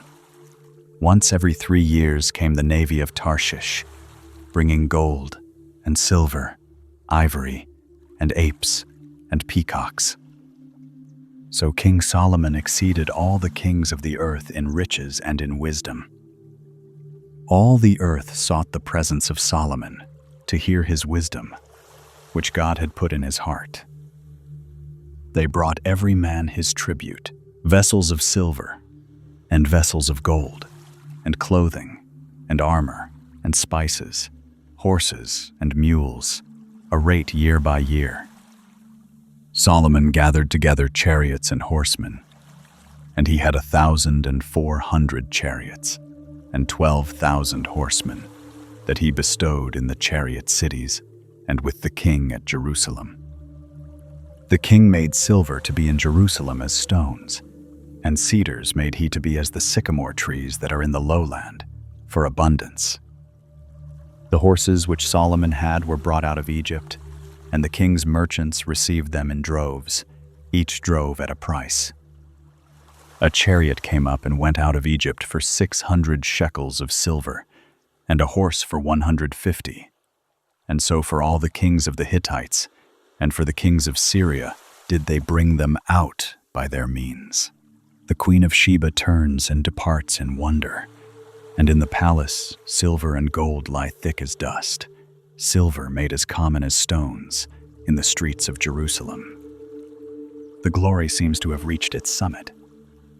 Yet deep beneath all this splendor, a small crack is quietly spreading. The king has taken many foreign wives, and their gods have been brought in to dwell near the house of the Lord. And the heart that once sought wisdom alone begins, little by little, to turn away.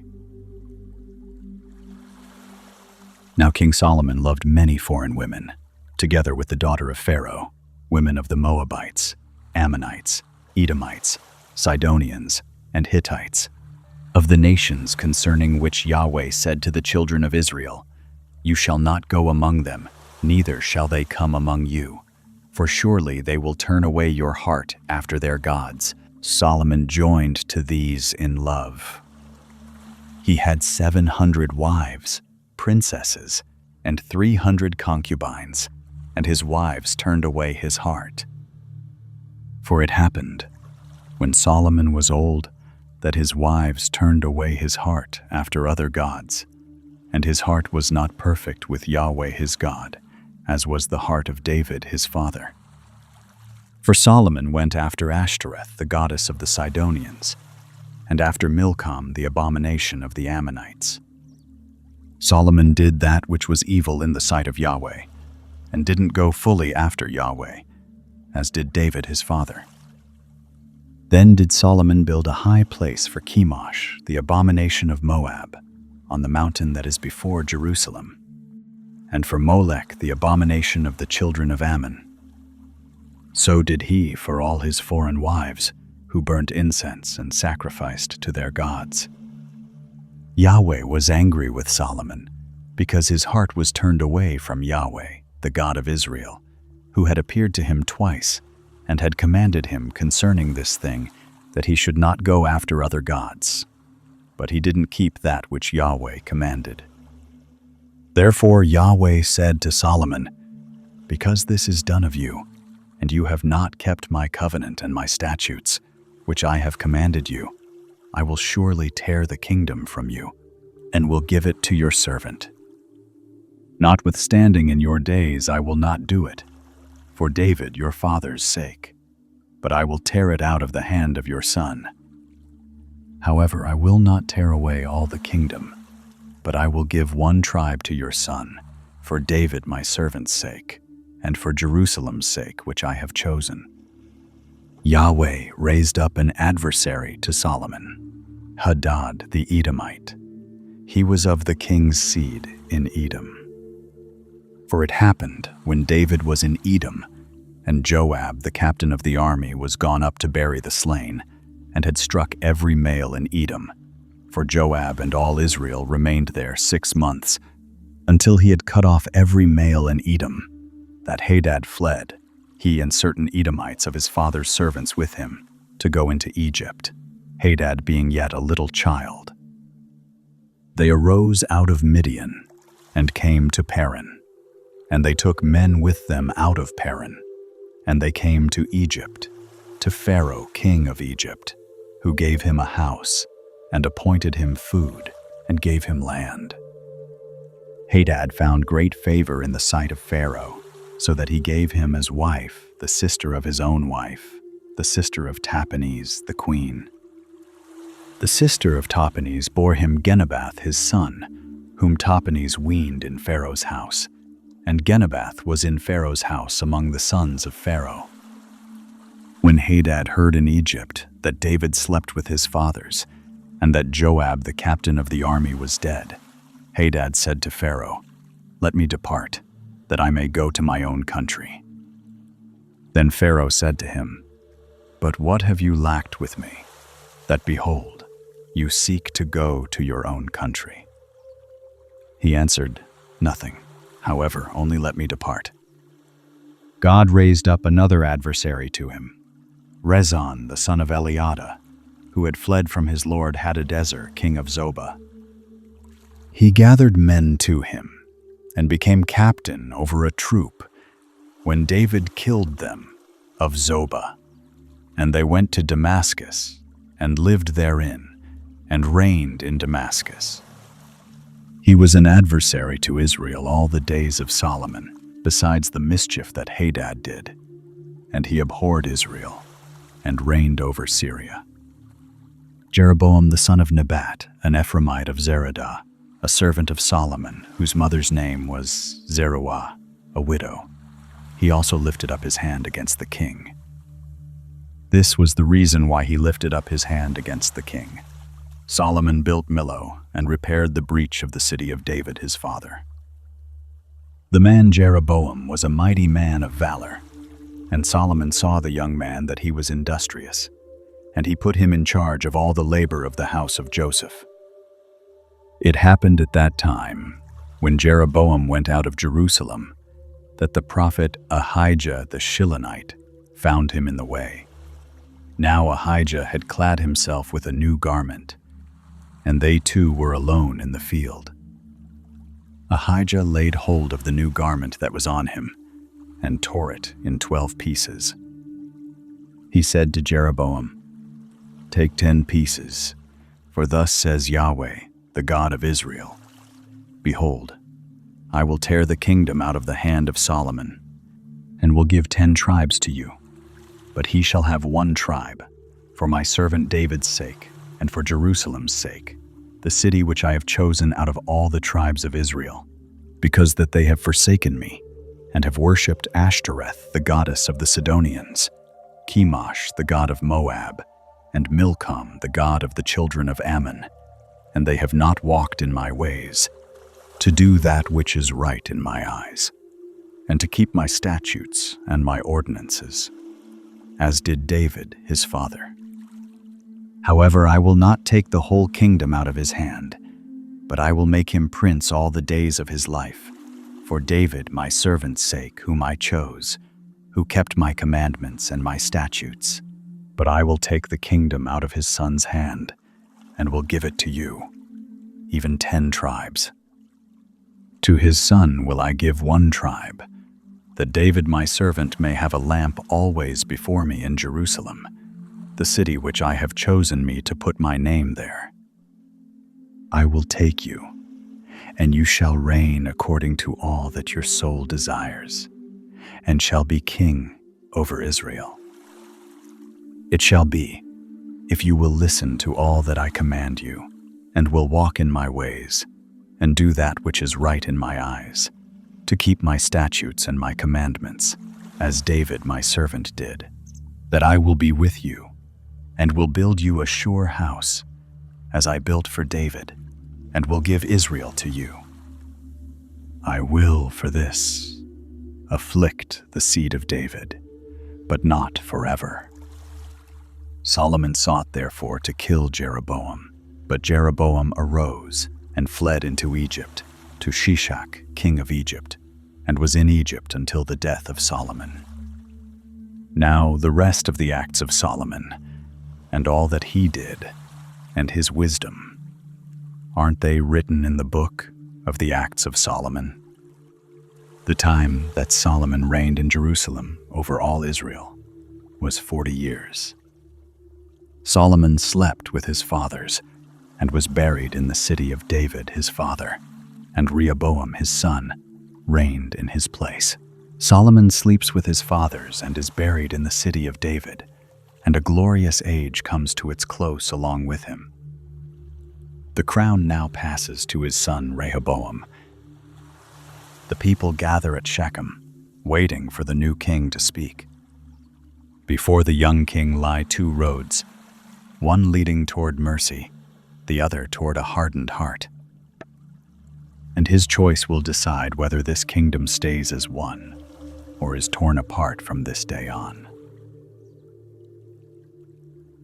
Rehoboam went to Shechem, for all Israel were come to Shechem to make him king.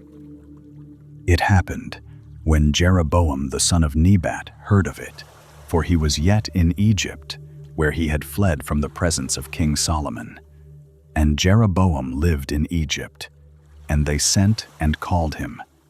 That Jeroboam and all the assembly of Israel came and spoke to Rehoboam, saying, Your father made our yoke grievous. Now therefore make you the grievous service of your father, and his heavy yoke which he put on us lighter, and we will serve you.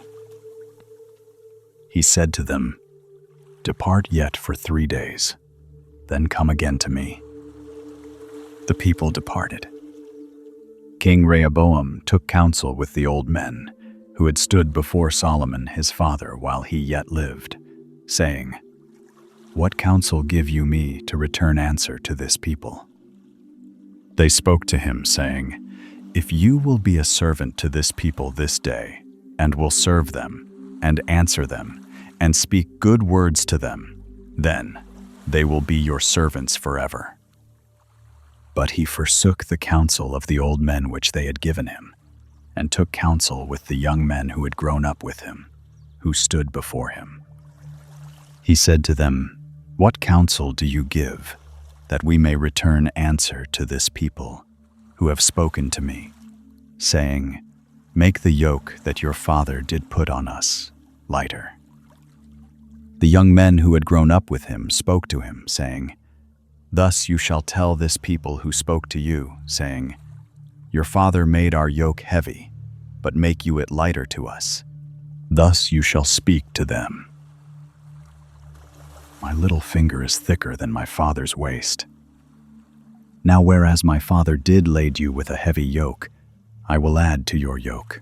My father chastised you with whips, but I will chastise you with scorpions. So Jeroboam and all the people came to Rehoboam the 3rd day, as the king bade, saying, Come to me again the 3rd day. The king answered the people roughly, and forsook the counsel of the old men which they had given him, and spoke to them after the counsel of the young men, saying, My father made your yoke heavy, but I will add to your yoke.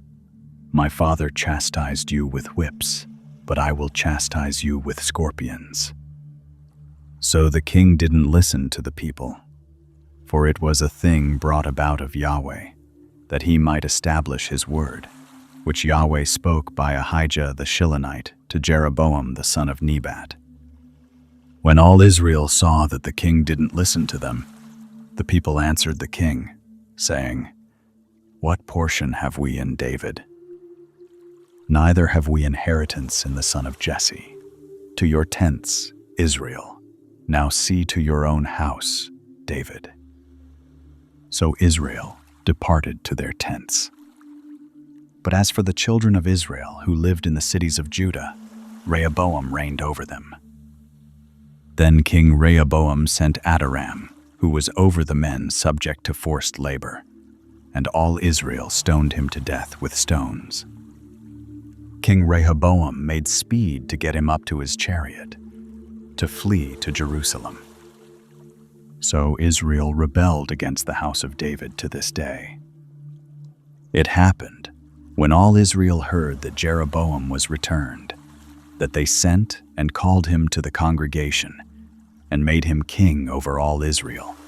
There was none who followed the house of David, but the tribe of Judah only.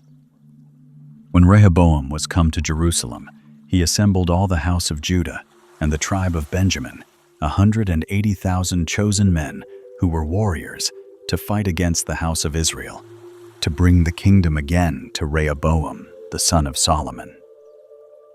But the word of God came to Shemaiah, the man of God, saying, Speak to Rehoboam, the son of Solomon, king of Judah, and to all the house of Judah and Benjamin, and to the rest of the people, saying, Thus says Yahweh, You shall not go up, nor fight against your brothers, the children of Israel.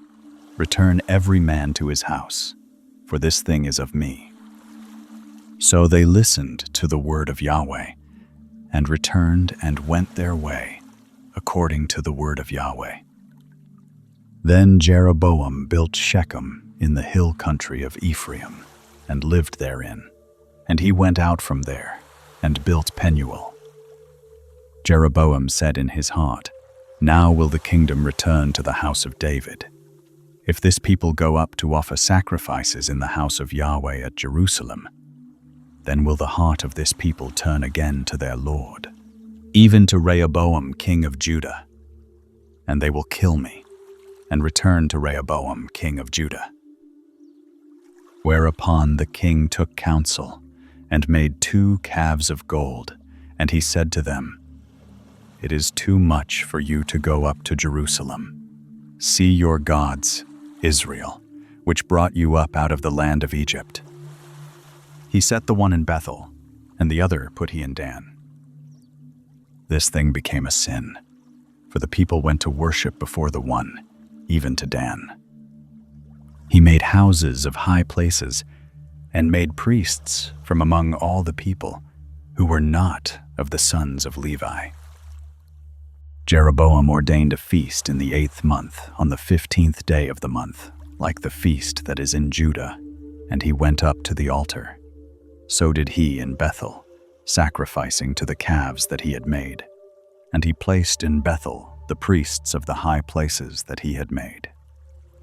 He went up to the altar which he had made in Bethel on the 15th day in the 8th month, even in the month which he had devised of his own heart. And he ordained a feast for the children of Israel, and went up to the altar to burn incense. And so the kingdom is torn in two. In the north, Jeroboam, fearing the people's hearts might return to Jerusalem, casts 2 golden calves, setting one in Bethel and one in Dan.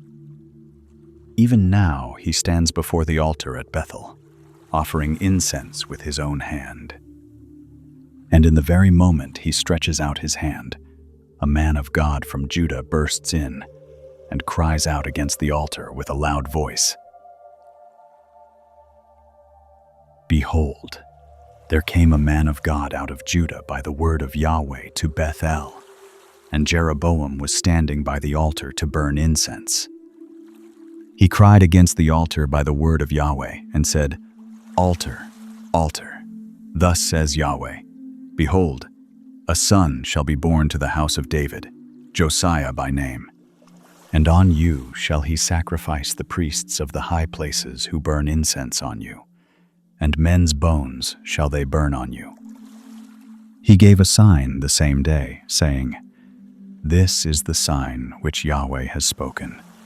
Behold, the altar shall be torn, and the ashes that are on it shall be poured out. It happened, when the king heard the saying of the man of God, which he cried against the altar in Bethel, that Jeroboam put forth his hand from the altar, saying, Lay hold on him. His hand, which he put forth against him, dried up, so that he could not draw it back again to him.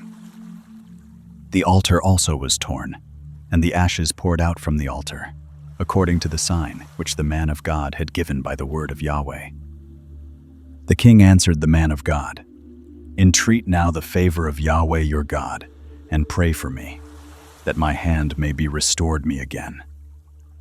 The man of God entreated Yahweh, and the king's hand was restored him again, and became as it was before. The king said to the man of God, Come home with me, and refresh yourself, and I will give you a reward." The man of God said to the king, "If you will give me half your house, I will not go in with you, neither will I eat bread nor drink water in this place. For so was it commanded me by the word of Yahweh, saying, You shall eat no bread, nor drink water, neither return by the way that you came." So he went another way, and didn't return by the way that he came to Bethel. Now there lived an old prophet in Bethel, and one of his sons came and told him all the works that the man of God had done that day in Bethel. The words which he had spoken to the king, them also they told to their father. Their father said to them, "Which way did he go?" Now his sons had seen which way the man of God went, who came from Judah. He said to his sons, "Saddle me the donkey." So they saddled him the donkey, and he rode thereon. He went after the man of God, and found him sitting under an oak. And he said to him, "Are you the man of God who came from Judah?" He said, "I am." Then he said to him, "Come home with me and eat bread." He said, "I may not return with you, nor go in with you, neither will I eat bread nor drink water with you in this place. For it was said to me by the word of Yahweh, You shall eat no bread nor drink water there, nor turn again to go by the way that you came." He said to him, "I also am a prophet as you are, and an angel spoke to me by the word of Yahweh, saying, Bring him back with you into your house, that he may eat bread and drink water." But he lied to him. So he went back with him and ate bread in his house and drank water. It happened, as they sat at the table, that the word of Yahweh came to the prophet who brought him back. And he cried to the man of God who came from Judah, saying, "Thus says Yahweh, because you have been disobedient to the mouth of Yahweh, and have not kept the commandment which Yahweh your God commanded you, but came back, and have eaten bread and drunk water in the place of which he said to you, Eat no bread, and drink no water. Your body shall not come to the tomb of your fathers." It happened, after he had eaten bread, and after he had drunk, that he saddled for him the donkey, to wit, for the prophet whom he had brought back. When he was gone, a lion met him by the way, and killed him, and his body was cast in the way, and the donkey stood by it. The lion also stood by the body. Behold, men passed by, and saw the body cast in the way, and the lion standing by the body, and they came and told it in the city where the old prophet lived. When the prophet who brought him back from the way heard of it, he said, "It is the man of God, who was disobedient to the mouth of Yahweh. Therefore Yahweh has delivered him to the lion, which has torn him and slain him, according to the word of Yahweh, which he spoke to him." He spoke to his sons, saying, "Saddle me the donkey." They saddled it. He went and found his body cast in the way, and the donkey and the lion standing by the body. The lion had not eaten the body, nor torn the donkey. The prophet took up the body of the man of God, and laid it on the donkey, and brought it back. And he came to the city of the old prophet, to mourn and to bury him. He laid his body in his own grave, and they mourned over him, saying, "Alas, my brother." It happened, after he had buried him, that he spoke to his sons, saying, "When I am dead, then bury me in the tomb in which the man of God is buried. Lay my bones beside his bones." For the saying which he cried by the word of Yahweh against the altar in Bethel, and against all the houses of the high places which are in the cities of Samaria, shall surely happen. After this thing Jeroboam didn't return from his evil way, but made again from among all the people priests of the high places. Whoever would, he consecrated him. that there might be priests of the high places.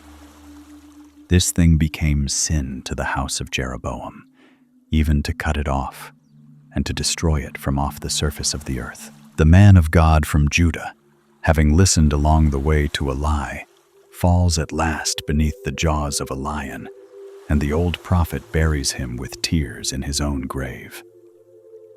The lion and the donkey stand quietly beside the body, and no one dares draw near. The warning has been fully spoken, yet Jeroboam still will not turn back.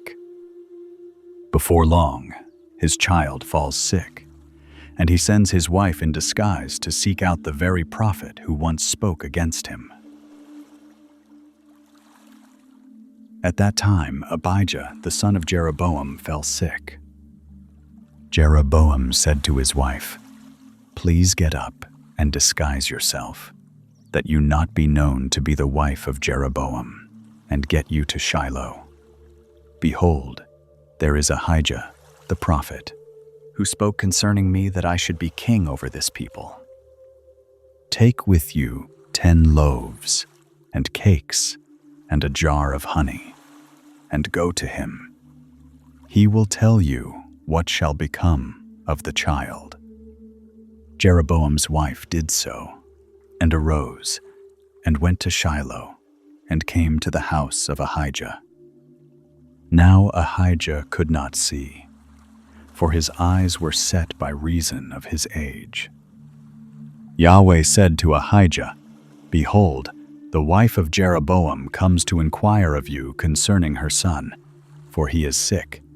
Thus and thus you shall tell her, for it will be, when she comes in, that she will feign herself to be another woman."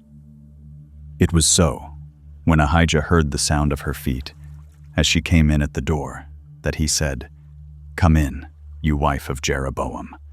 Why feign you yourself to be another? For I am sent to you with heavy news. Go, tell Jeroboam, thus says Yahweh, the God of Israel, because I exalted you from among the people, and made you prince over my people Israel, and tore the kingdom away from the house of David, and gave it you. And yet you have not been as my servant David, who kept my commandments, and who followed me with all his heart, to do that only which was right in my eyes, but have done evil above all who were before you, and have gone and made you other gods and molten images to provoke me to anger, and have cast me behind your back. Therefore, behold, I will bring evil on the house of Jeroboam, and will cut off from Jeroboam everyone who urinates on a wall, him who is shut up, and him who is left at large in Israel, and will utterly sweep away the house of Jeroboam, as a man sweeps away dung, until it be all gone.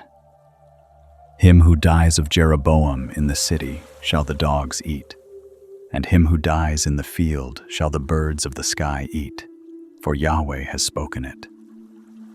Arise you, therefore, get you to your house, and when your feet enter into the city, the child shall die. All Israel shall mourn for him and bury him, for he only of Jeroboam shall come to the grave, because in him there is found some good thing toward Yahweh, the God of Israel, in the house of Jeroboam. Moreover, Yahweh will raise him up a king over Israel, who shall cut off the house of Jeroboam that day. But what? Even now. For Yahweh will strike Israel as a reed is shaken in the water, and he will root up Israel out of this good land which he gave to their fathers, and will scatter them beyond the river, because they have made their Asherim, provoking Yahweh to anger. He will give Israel up because of the sins of Jeroboam, which he has sinned, and with which he has made Israel to sin. Jeroboam's wife arose and departed, and came to Tirzah, and as she came to the threshold of the house, the child died. All Israel buried him, and mourned for him, according to the word of Yahweh, which he spoke by his servant Ahijah the prophet. The rest of the acts of Jeroboam, how he warred, and how he reigned, behold, they are written in the book of the Chronicles of the Kings of Israel. The days which Jeroboam reigned were 22 years, and he slept with his fathers, and Nadab his son reigned in his place. Rehoboam the son of Solomon reigned in Judah. Rehoboam was 41 years old when he began to reign, and he reigned 17 years in Jerusalem, the city which Yahweh had chosen out of all the tribes of Israel, to put his name there, and his mother's name was Naamah, the Ammonitess. Judah did that which was evil in the sight of Yahweh, and they provoked him to jealousy with their sins which they committed, above all that their fathers had done. For they also built them high places, and pillars, and Asherim, on every high hill, and under every green tree, and there were also Sodomites in the land. They did according to all the abominations of the nations which Yahweh drove out before the children of Israel. It happened in the 5th year of King Rehoboam that Shishak king of Egypt came up against Jerusalem, and he took away the treasures of the house of Yahweh, and the treasures of the king's house. He even took away all. And he took away all the shields of gold which Solomon had made. King Rehoboam made in their place shields of brass, and committed them to the hands of the captains of the guard, who kept the door of the king's house. It was so that as often as the king went into the house of Yahweh, the guard bore them, and brought them back into the guard chamber. Now the rest of the acts of Rehoboam, and all that he did, aren't they written in the book of the Chronicles of the Kings of Judah? There was war between Rehoboam and Jeroboam continually. Rehoboam slept with his fathers, and was buried with his fathers in the city of David, and his mother's name was Naamah the Ammonitess. Abijam his son reigned in his place. Jeroboam and Rehoboam pass away, one after the other, and the first kings of both the north and the south return to the dust. Their thrones descend to their children, some doing what is right in the eyes of the Lord, and some walking the same road their fathers walked. In the quiet of the night, generation after generation of names turns slowly past, like the pages of a book, some hearts turning toward God, and some turning away. Now in the 18th year of King Jeroboam the son of Nebat began Abijam to reign over Judah. 3 years reigned he in Jerusalem, and his mother's name was Maacah, the daughter of Abishalom. He walked in all the sins of his father, which he had done before him, and his heart was not perfect with Yahweh his God, as the heart of David his father. Nevertheless, for David's sake did Yahweh his God give him a lamp in Jerusalem, to set up his son after him, and to establish Jerusalem, because David did that which was right in the eyes of Yahweh, and didn't turn aside from anything that he commanded him all the days of his life, except only in the matter of Uriah the Hittite. Now there was war between Rehoboam and Jeroboam all the days of his life. The rest of the acts of Abijam, and all that he did, aren't they written in the book of the Chronicles of the Kings of Judah? There was war between Abijam and Jeroboam. Abijam slept with his fathers, and they buried him in the city of David. And Asa his son reigned in his place. In the 20th year of Jeroboam, king of Israel, began Asa to reign over Judah. 41 years reigned he in Jerusalem, and his mother's name was Maacah, the daughter of Abishalom. Asa did that which was right in the eyes of Yahweh, as did David his father. He put away the Sodomites out of the land, and removed all the idols that his fathers had made. Also Maacah his mother he removed from being queen, because she had made an abominable image for an Asherah, and Asa cut down her image and burnt it at the brook Kidron. But the high places were not taken away. Nevertheless, the heart of Asa was perfect with Yahweh all his days. He brought into the house of Yahweh the things that his father had dedicated, and the things that himself had dedicated, silver and gold and vessels. There was war between Asa and Baasha, king of Israel, all their days. Baasha, king of Israel, went up against Judah and built Ramah, that he might not allow anyone to go out or come in to Asa, king of Judah. Then Asa took all the silver and the gold that were left in the treasures of the house of Yahweh and the treasures of the king's house, and delivered them into the hand of his servants.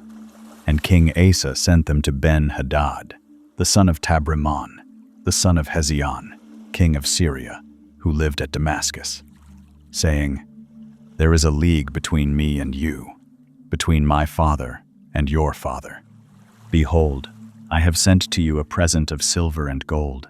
Go, break your league with Baasha, king of Israel, that he may depart from me." Ben-Hadad listened to King Asa, and sent the captains of his armies against the cities of Israel, and struck Ijon, and Dan, and Abel-Beth-Maachah, and all Chinneroth, with all the land of Naphtali.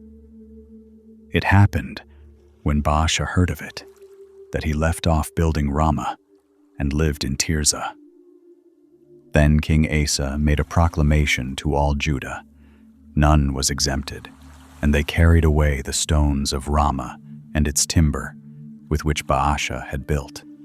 And King Asa built therewith Geba of Benjamin, and Mizpah. Now the rest of all the acts of Asa, and all his might, and all that he did, and the cities which he built, aren't they written in the book of the Chronicles of the kings of Judah?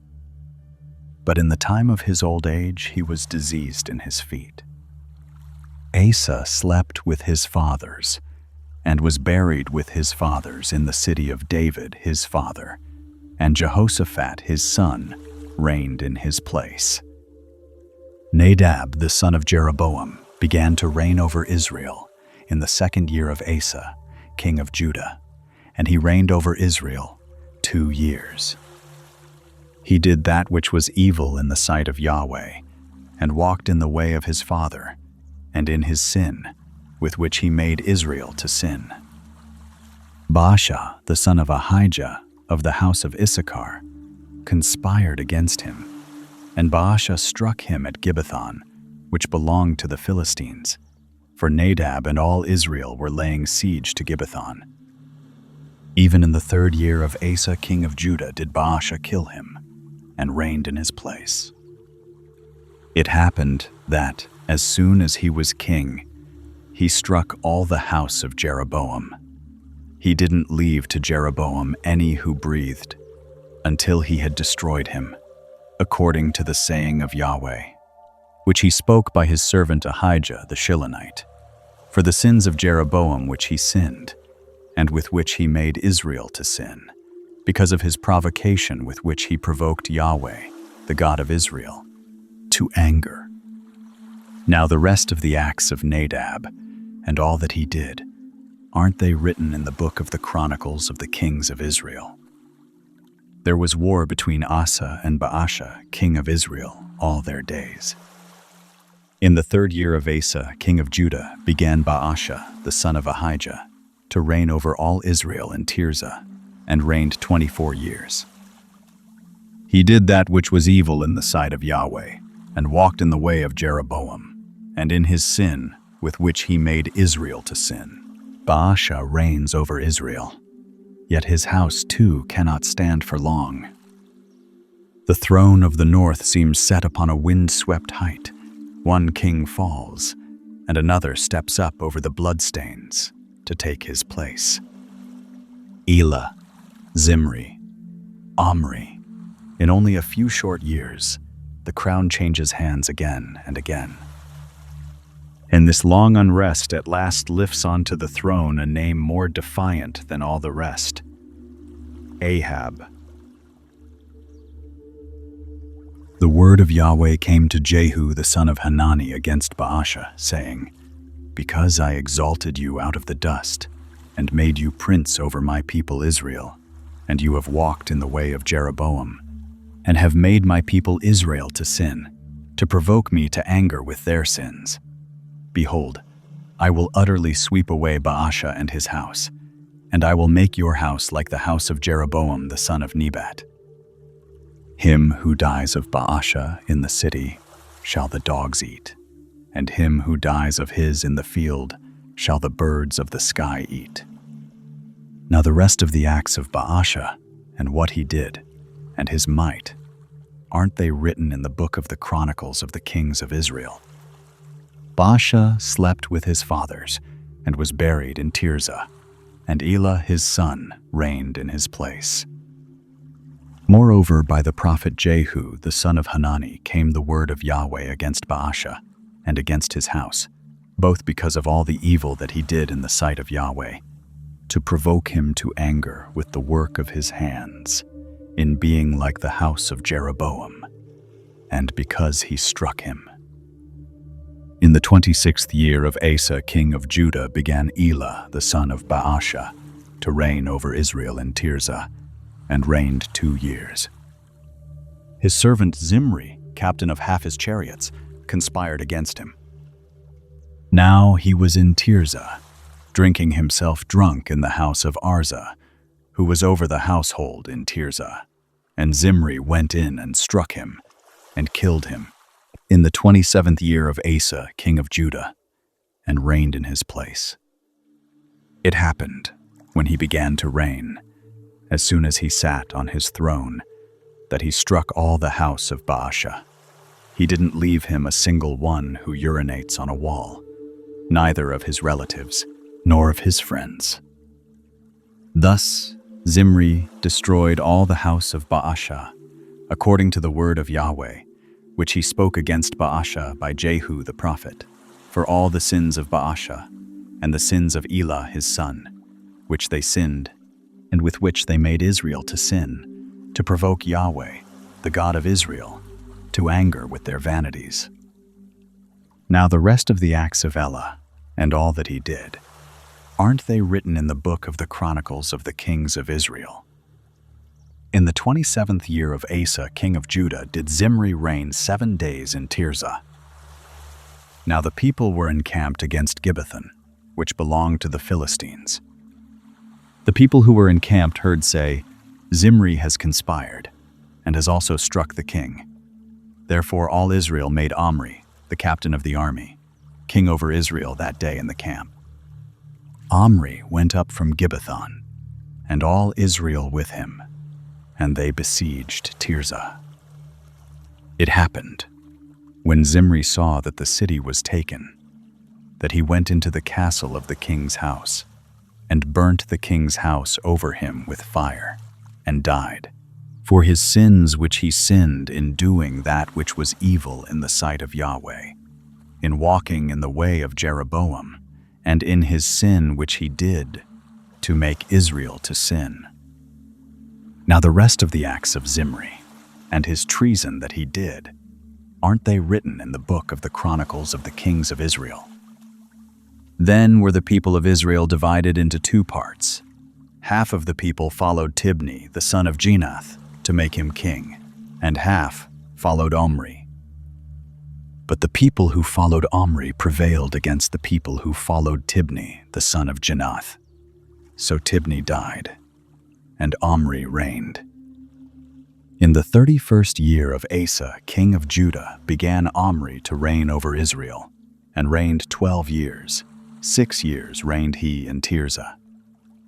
He bought the hill Samaria of Shemer for 2 talents of silver, and he built on the hill, and called the name of the city which he built, after the name of Shemer, the owner of the hill, Samaria. Omri did that which was evil in the sight of Yahweh, and dealt wickedly above all who were before him. For he walked in all the way of Jeroboam the son of Nebat, and in his sins with which he made Israel to sin, to provoke Yahweh, the God of Israel, to anger with their vanities. Now the rest of the acts of Omri which he did, and his might that he showed, aren't they written in the book of the Chronicles of the Kings of Israel? So Omri slept with his fathers, and was buried in Samaria, and Ahab his son reigned in his place. In the 38th year of Asa, king of Judah, began Ahab the son of Omri to reign over Israel. And Ahab the son of Omri reigned over Israel in Samaria 22 years. Ahab the son of Omri did that which was evil in the sight of Yahweh, above all that were before him. It happened, as if it had been a light thing for him to walk in the sins of Jeroboam the son of Nebat, that he took his wife Jezebel, the daughter of Ethbaal, king of the Sidonians, and went and served Baal, and worshipped him. He reared up an altar for Baal in the house of Baal, which he had built in Samaria. Ahab made the Asherah, and Ahab did yet more to provoke Yahweh, the God of Israel, to anger than all the kings of Israel who were before him. In his days did Heel the Bethelite build Jericho. He laid its foundation with the loss of Abiram his firstborn, and set up its gates with the loss of his youngest son Segub, according to the word of Yahweh, which he spoke by Joshua the son of Nun. Ahab takes Jezebel, daughter of the king of Sidon, and builds an altar for Baal in Samaria, doing more evil than all the kings before him. The darkness seems ready to swallow the whole of the northern land. And in this deepest night, a prophet from Gilead suddenly stands before the king and speaks but a single word. There shall be neither dew nor rain these years, except by my word. And then he turns and vanishes into the wilderness. Elijah the Tishbite, who was of the foreigners of Gilead, said to Ahab, "As Yahweh, the God of Israel, lives, before whom I stand, there shall not be dew nor rain these years, but according to my word." The word of Yahweh came to him, saying, "Get you hence, and turn you eastward, and hide yourself by the brook Cherith, that is before the Jordan. It shall be that you shall drink of the brook, and I have commanded the ravens to feed you there." So he went and did according to the word of Yahweh. For he went and lived by the brook Cherith, that is, before the Jordan. The ravens brought him bread and flesh in the morning, and bread and flesh in the evening, and he drank of the brook. It happened after a while that the brook dried up, because there was no rain in the land. The word of Yahweh came to him, saying, "Arise, get you to Zarephath, which belongs to Sidon, and dwell there. Behold, I have commanded a widow there to sustain you." So he arose and went to Zarephath. And when he came to the gate of the city, behold, a widow was there gathering sticks. And he called to her and said, "Please, get me a little water in a vessel, that I may drink." As she was going to get it, he called to her and said, "Please bring me a morsel of bread in your hand." She said, "As Yahweh your God lives, I don't have a cake, but a handful of meal in the jar, and a little oil in the jar. And behold, I am gathering 2 sticks, that I may go in and bake it for me and my son, that we may eat it and die." Elijah said to her, "Don't be afraid. Go and do as you have said. But make me of it a little cake first, and bring it forth to me, and afterward make for you and for your son. For thus says Yahweh, the God of Israel, the jar of meal shall not empty, neither shall the jar of oil fail, until the day that Yahweh sends rain on the earth." She went and did according to the saying of Elijah. And she, and he, and her house ate many days. The jar of meal didn't empty, neither did the jar of oil fail, according to the word of Yahweh, which he spoke by Elijah. It happened after these things, that the son of the woman, the mistress of the house, fell sick, and his sickness was so sore that there was no breath left in him. She said to Elijah, "What have I to do with you, you man of God?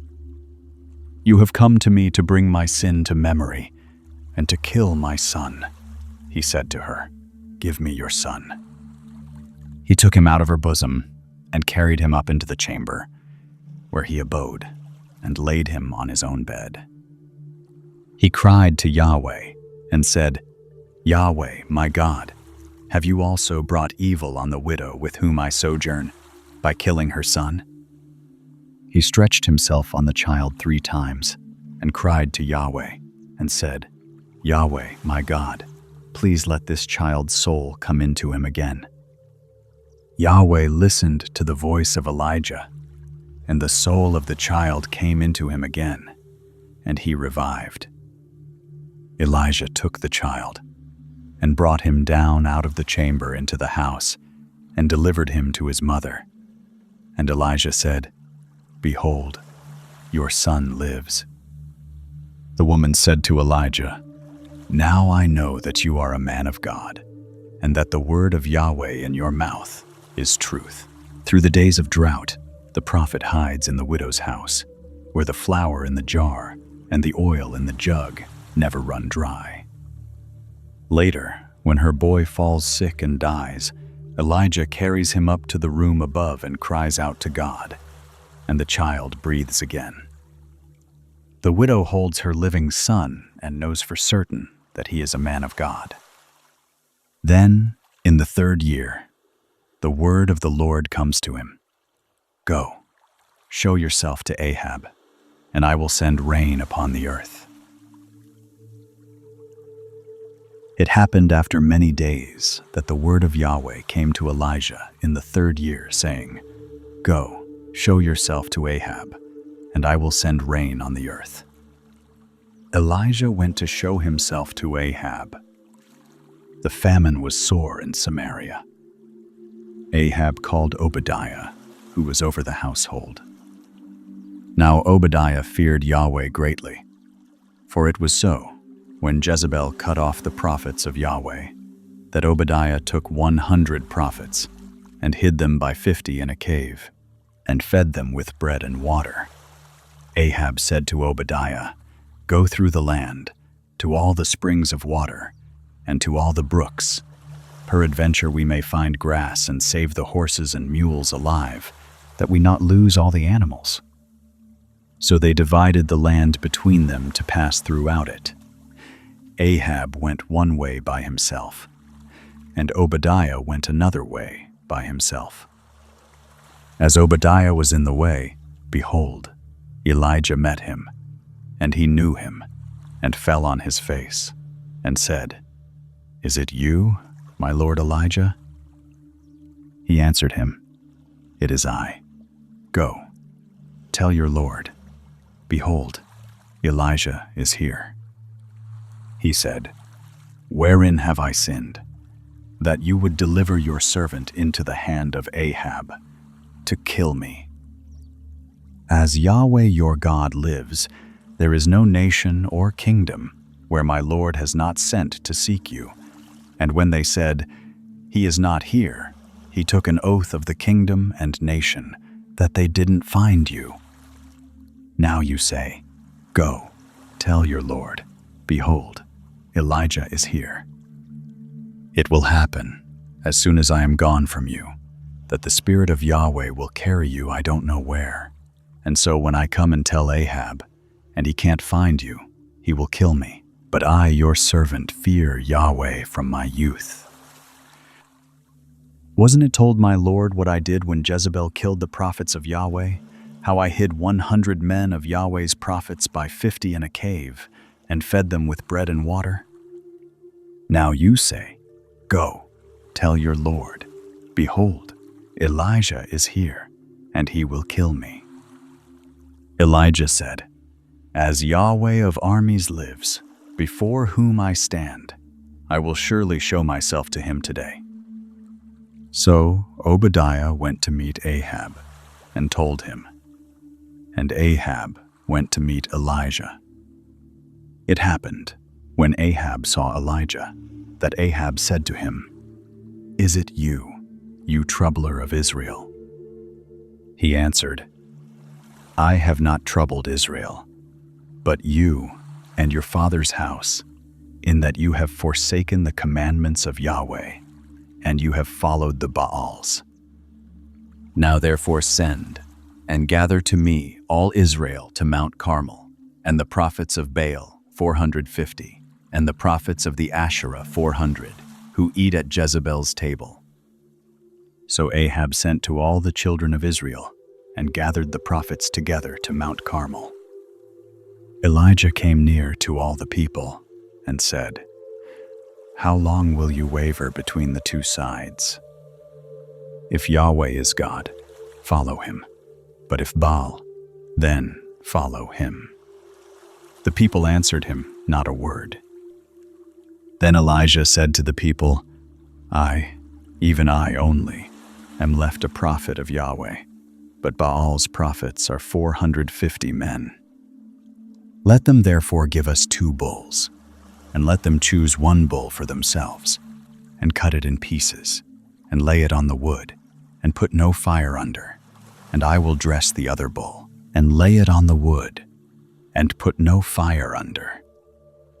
You call on the name of your God, and I will call on the name of Yahweh, and the God who answers by fire, let him be God."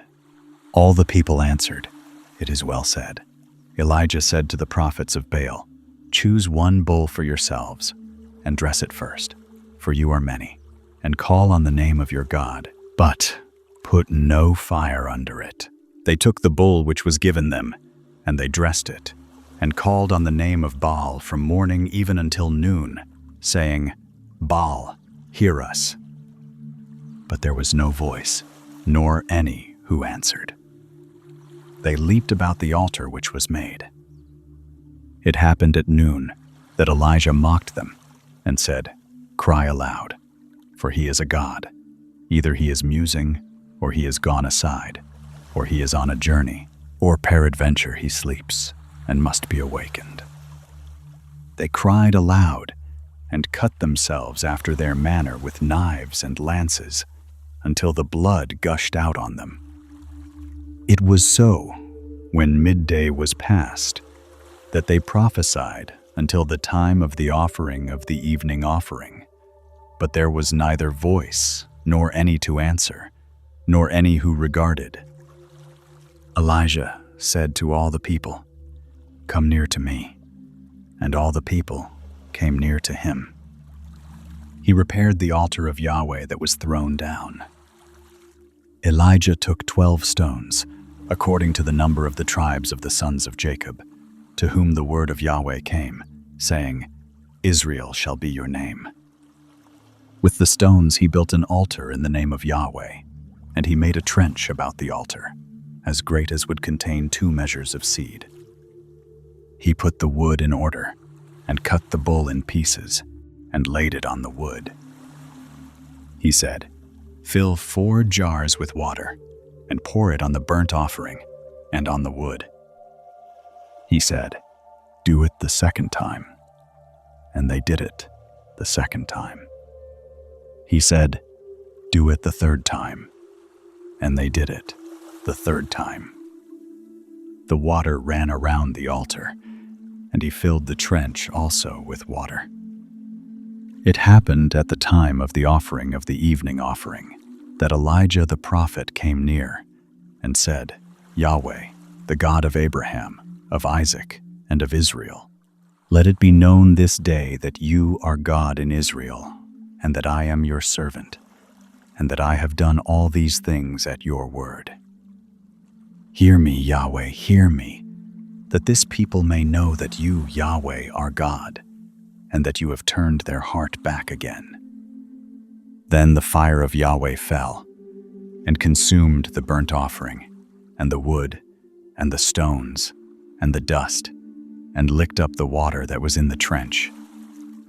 When all the people saw it, they fell on their faces, and they said, "Yahweh, he is God." Yahweh, He is God." And Elijah said to them, "Take the prophets of Baal. Don't let one of them escape."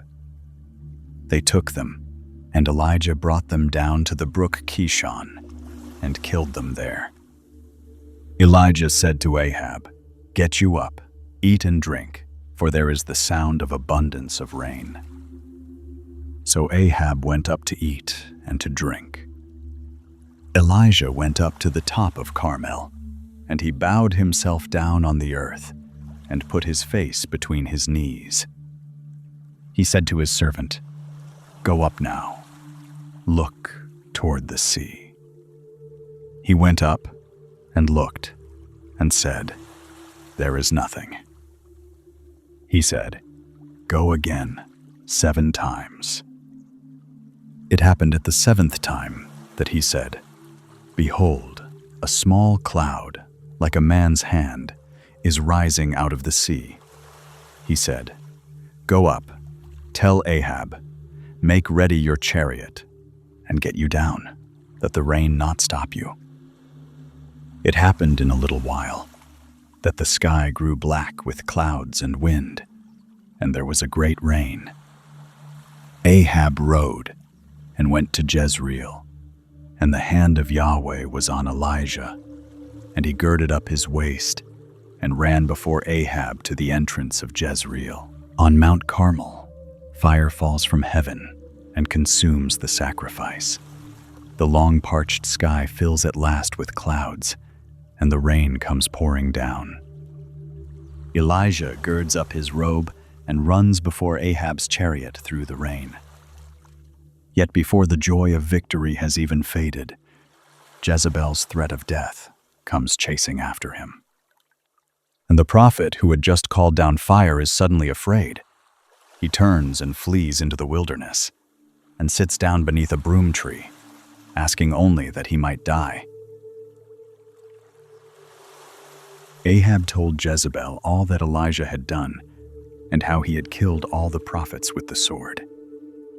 Then Jezebel sent a messenger to Elijah, saying, "So let the gods do to me, and more also, if I don't make your life as the life of one of them by tomorrow about this time."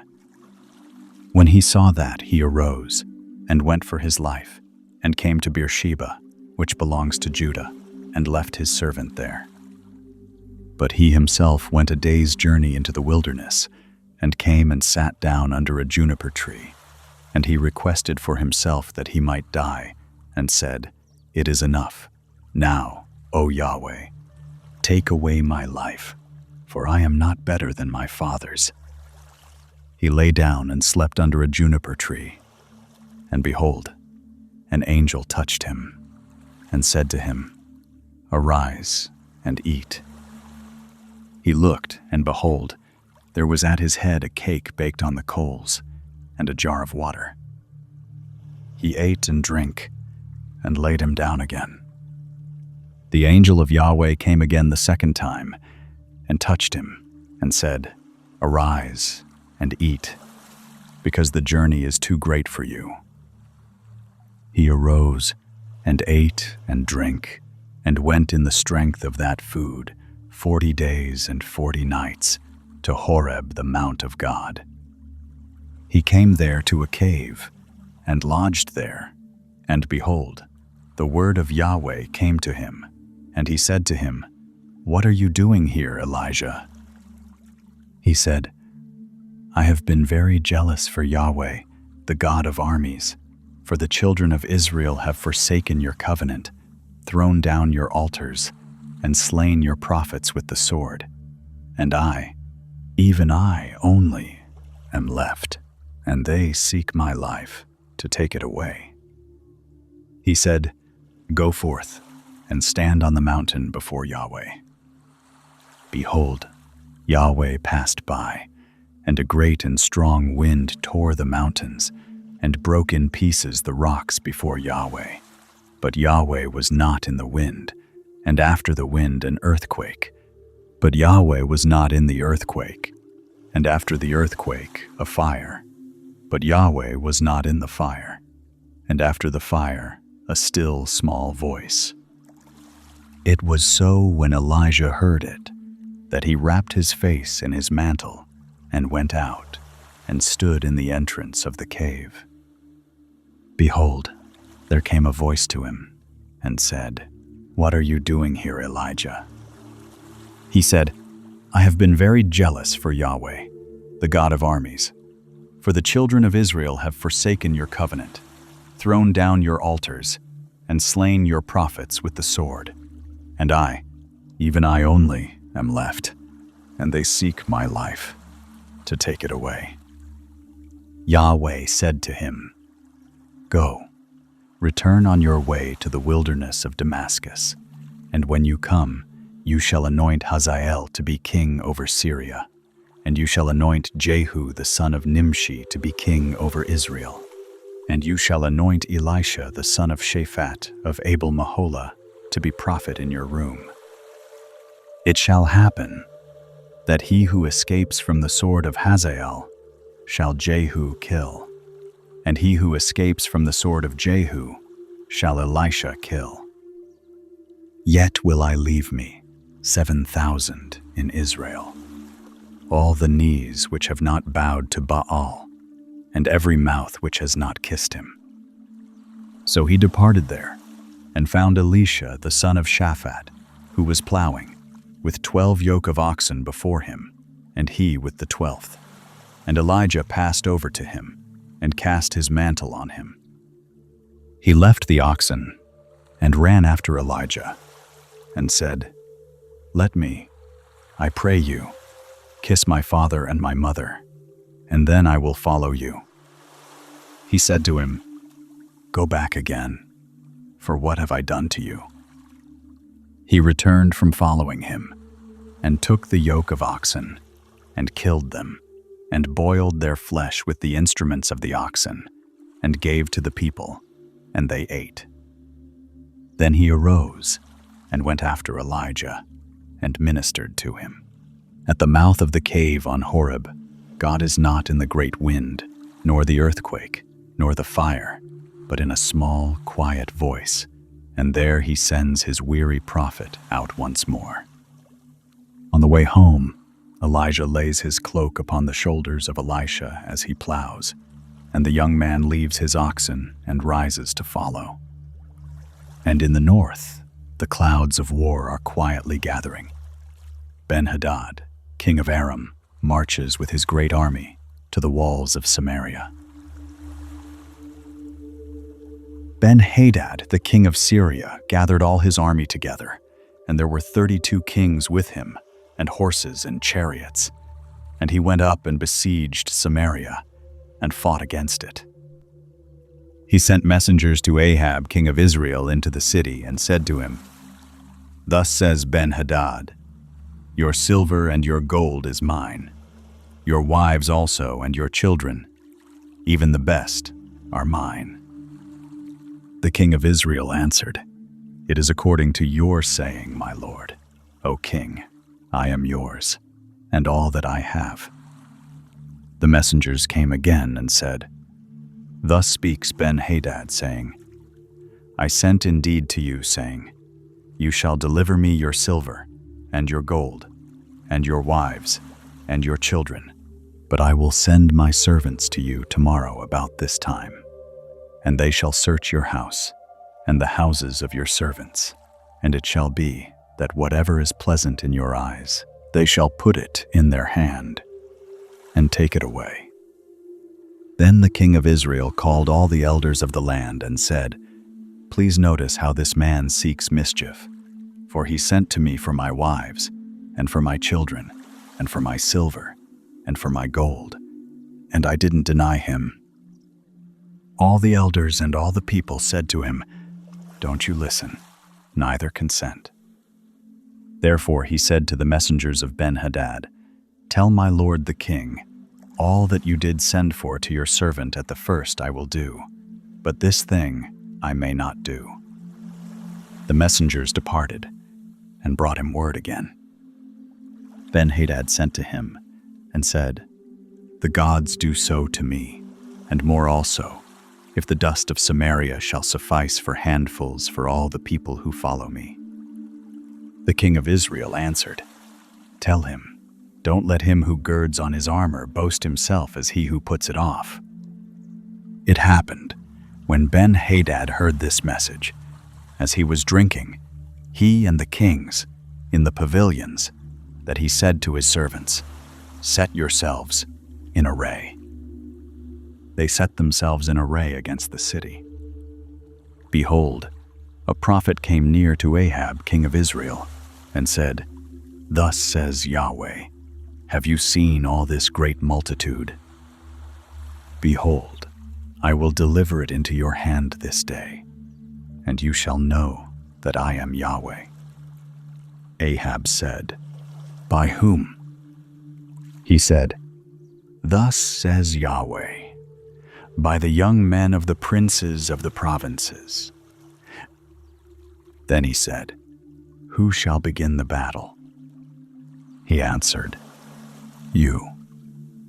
Then he mustered the young men of the princes of the provinces, and they were 232. And after them he mustered all the people, even all the children of Israel, being 7,000. They went out at noon. But Ben-Hadad was drinking himself drunk in the pavilions, he and the kings, the 32 kings who helped him. The young men of the princes of the provinces went out first, and Ben-Hadad sent out, and they told him, saying, "There are men come out from Samaria." He said, "Whether they are come out for peace, take them alive, or whether they are come out for war, taken them alive." So these went out of the city, the young men of the princes of the provinces, and the army which followed them. They killed everyone his man, and the Syrians fled, and Israel pursued them. And Ben-Hadad, the king of Syria, escaped on a horse with horsemen. The king of Israel went out, and struck the horses and chariots, and killed the Syrians with a great slaughter. The prophet came near to the king of Israel, and said to him, "Go, strengthen yourself, and mark, and see what you do, for at the return of the year the king of Syria will come up against you."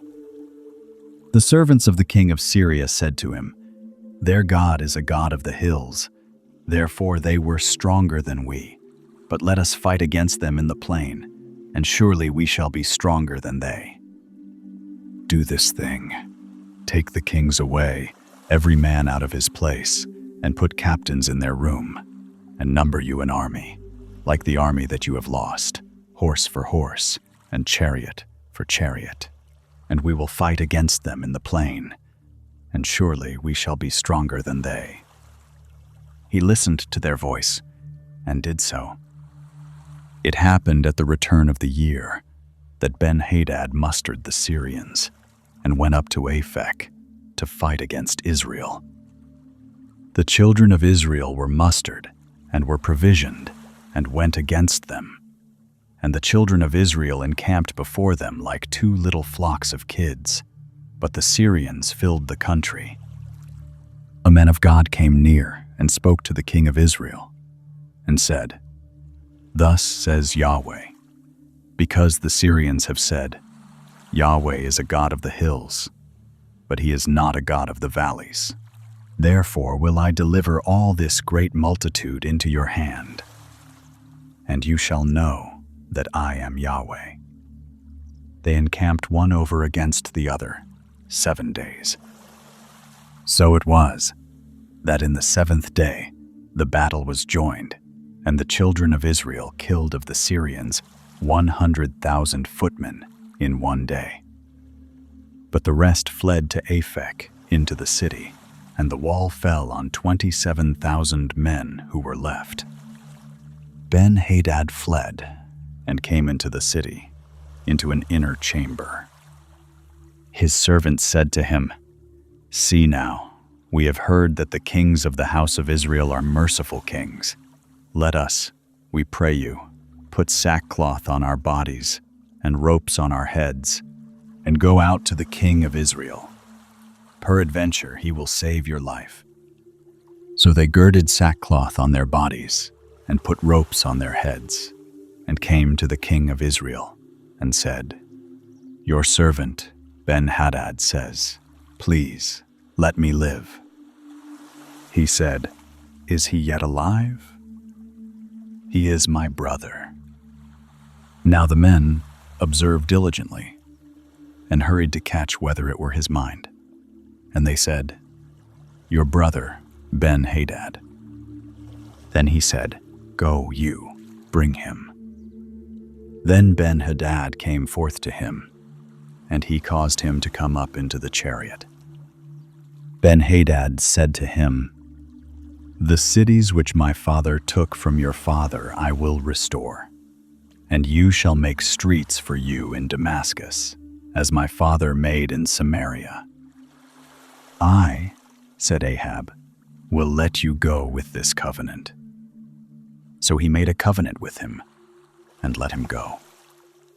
A certain man of the sons of the prophets said to his fellow by the word of Yahweh, please strike me. The man refused to strike him. Then said he to him, because you have not obeyed the voice of Yahweh, behold, as soon as you are departed from me, a lion shall kill you. As soon as he was departed from him, a lion found him and killed him. Then he found another man and said, please strike me. The man struck him, smiting and wounding him. So the prophet departed and waited for the king by the way, and disguised himself with his headband over his eyes. As the king passed by, he cried to the king, and he said, your servant went out into the midst of the battle, and behold, a man turned aside and brought a man to me, and said, keep this man. If by any means he be missing, then your life shall be for his life, or else you shall pay a talent of silver. As your servant was busy here and there, he was gone. The king of Israel said to him, so your judgment shall be, yourself have decided it. He hurried and took the headband away from his eyes, and the king of Israel discerned him that he was of the prophets.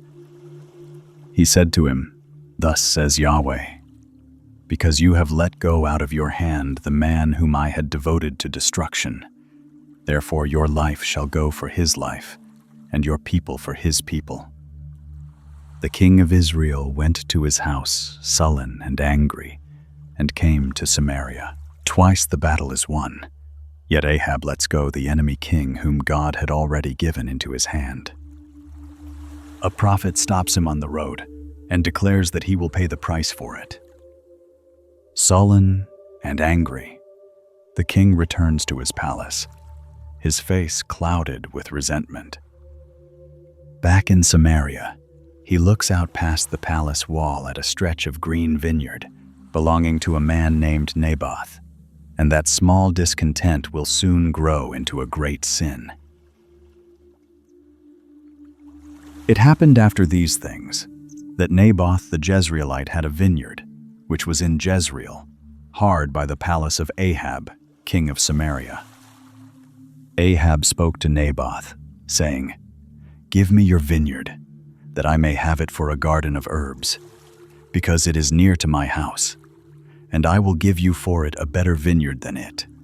Or, if it seem good to you, I will give you its worth in money. Naboth said to Ahab, Yahweh forbid it me, that I should give the inheritance of my fathers to you. Ahab came into his house sullen and angry because of the word which Naboth the Jezreelite had spoken to him. For he had said, I will not give you the inheritance of my fathers. He laid him down on his bed and turned away his face, and would eat no bread. But Jezebel his wife came to him and said to him, Why is your spirit so sad that you eat no bread? He said to her, Because I spoke to Naboth the Jezreelite, and said to him, Give me your vineyard for money, or else, if it please you, I will give you another vineyard for it. And he answered, I will not give you my vineyard. Jezebel his wife said to him, do you now govern the kingdom of Israel? Arise, and eat bread, and let your heart be merry. I will give you the vineyard of Naboth the Jezreelite."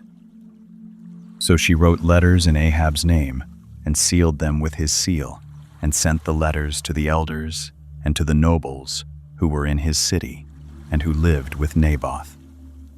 She wrote in the letters, saying, "Proclaim a fast, and set Naboth on high among the people, and set 2 men, base fellows, before him, and let them testify against him, saying, 'You did curse God and the king.' Then carry him out, and stone him to death." The men of his city, even the elders and the nobles who lived in his city, did as Jezebel had sent to them, according as it was written in the letters which she had sent to them. They proclaimed a fast, and set Naboth on high among the people. The 2 men, the base fellows, came in and sat before him, and the base fellows bore witness against him, even against Naboth, in the presence of the people, saying, "Naboth did curse God and the king." Then they carried him forth out of the city, and stoned him to death with stones. Then they sent to Jezebel, saying, "Naboth is stoned and is dead." It happened, when Jezebel heard that Naboth was stoned and was dead, that Jezebel said to Ahab, "Arise, take possession of the vineyard of Naboth the Jezreelite, which he refused to give you for money, for Naboth is not alive, but dead." It happened, when Ahab heard that Naboth was dead, that Ahab rose up to go down to the vineyard of Naboth the Jezreelite, to take possession of it. The word of Yahweh came to Elijah the Tishbite, saying, "Arise, go down to meet Ahab king of Israel, who dwells in Samaria. Behold, he is in the vineyard of Naboth, where he has gone down to take possession of it. You shall speak to him, saying, 'Thus says Yahweh, have you killed and also taken possession?' You shall speak to him, saying, 'Thus says Yahweh, in the place where dogs licked the blood of Naboth shall dogs lick your blood, even yours.'" Ahab said to Elijah, "Have you found me, my enemy?" He answered, "I have found you, because you have sold yourself to do that which is evil in the sight of Yahweh. Behold, I will bring evil on you, and will utterly sweep you away, and will cut off from Ahab everyone who urinates against a wall, and him who is shut up, and him who is left at large in Israel. And I will make your house like the house of Jeroboam the son of Nebat, and like the house of Baasha the son of Ahijah, for the provocation with which you have provoked me to anger, and have made Israel to sin." Of Jezebel also spoke Yahweh, saying, "The dogs shall eat Jezebel by the rampart of Jezreel. Him who dies of Ahab in the city the dogs shall eat, and him who dies in the field shall the birds of the sky eat." But there was none like Ahab, who did sell himself to do that which was evil in the sight of Yahweh, whom Jezebel his wife stirred up. He did very abominably in following idols, according to all that the Amorites did, whom Yahweh cast out before the children of Israel. It happened, when Ahab heard those words, that he tore his clothes, and put sackcloth on his flesh, and fasted, and lay in sackcloth, and went softly. The word of Yahweh came to Elijah the Tishbite, saying, "See you how Ahab humbles himself before me? Because he humbles himself before me, I will not bring the evil in his days, but in his son's days will I bring the evil on his house." Naboth's vineyard is bought with blood, and Elijah stands there to meet Ahab face to face, pronouncing God's judgment upon his whole house. Hearing this, the king tears his robe, puts on sackcloth, and walks about with his head bowed low, and so God relents and delays the calamity for a time. Yet a delay is not a pardon. Before long, 2 kings will take counsel together to march up to Ramoth-Gilead, and one final battle will bring that prophecy to pass. They continued 3 years without war between Syria and Israel. It happened in the 3rd year that Jehoshaphat, the king of Judah, came down to the king of Israel. The king of Israel said to his servants, "You know that Ramoth-Gilead is ours, and we are still, and don't take it out of the hand of the king of Syria." He said to Jehoshaphat, "Will you go with me to battle to Ramoth-Gilead?"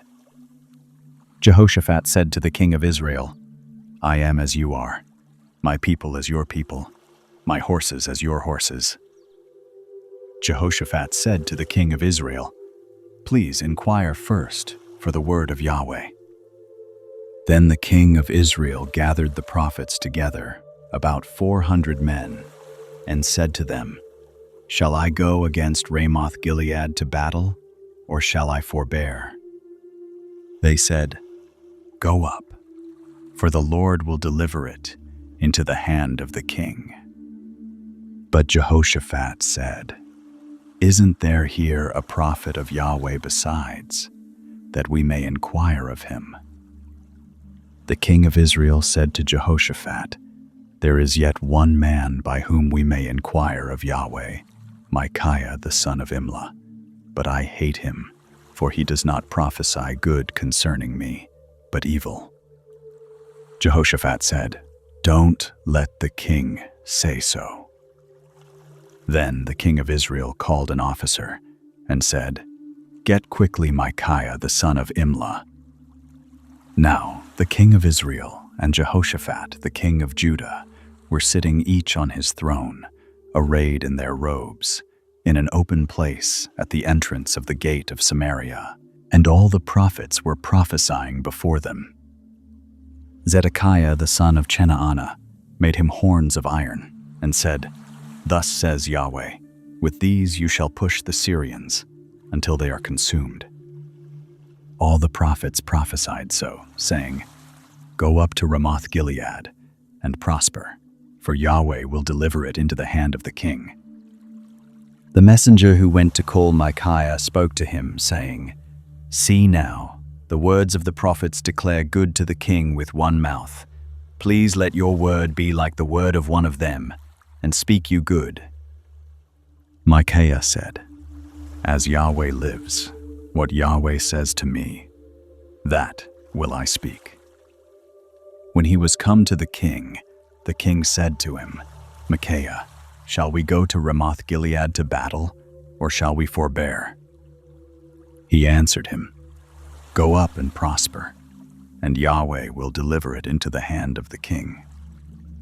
The king said to him, "How many times shall I adjure you that you speak to me nothing but the truth in the name of Yahweh?" He said, "I saw all Israel scattered on the mountains, as sheep that have no shepherd. And Yahweh said, These have no master. Let them return every man to his house in peace."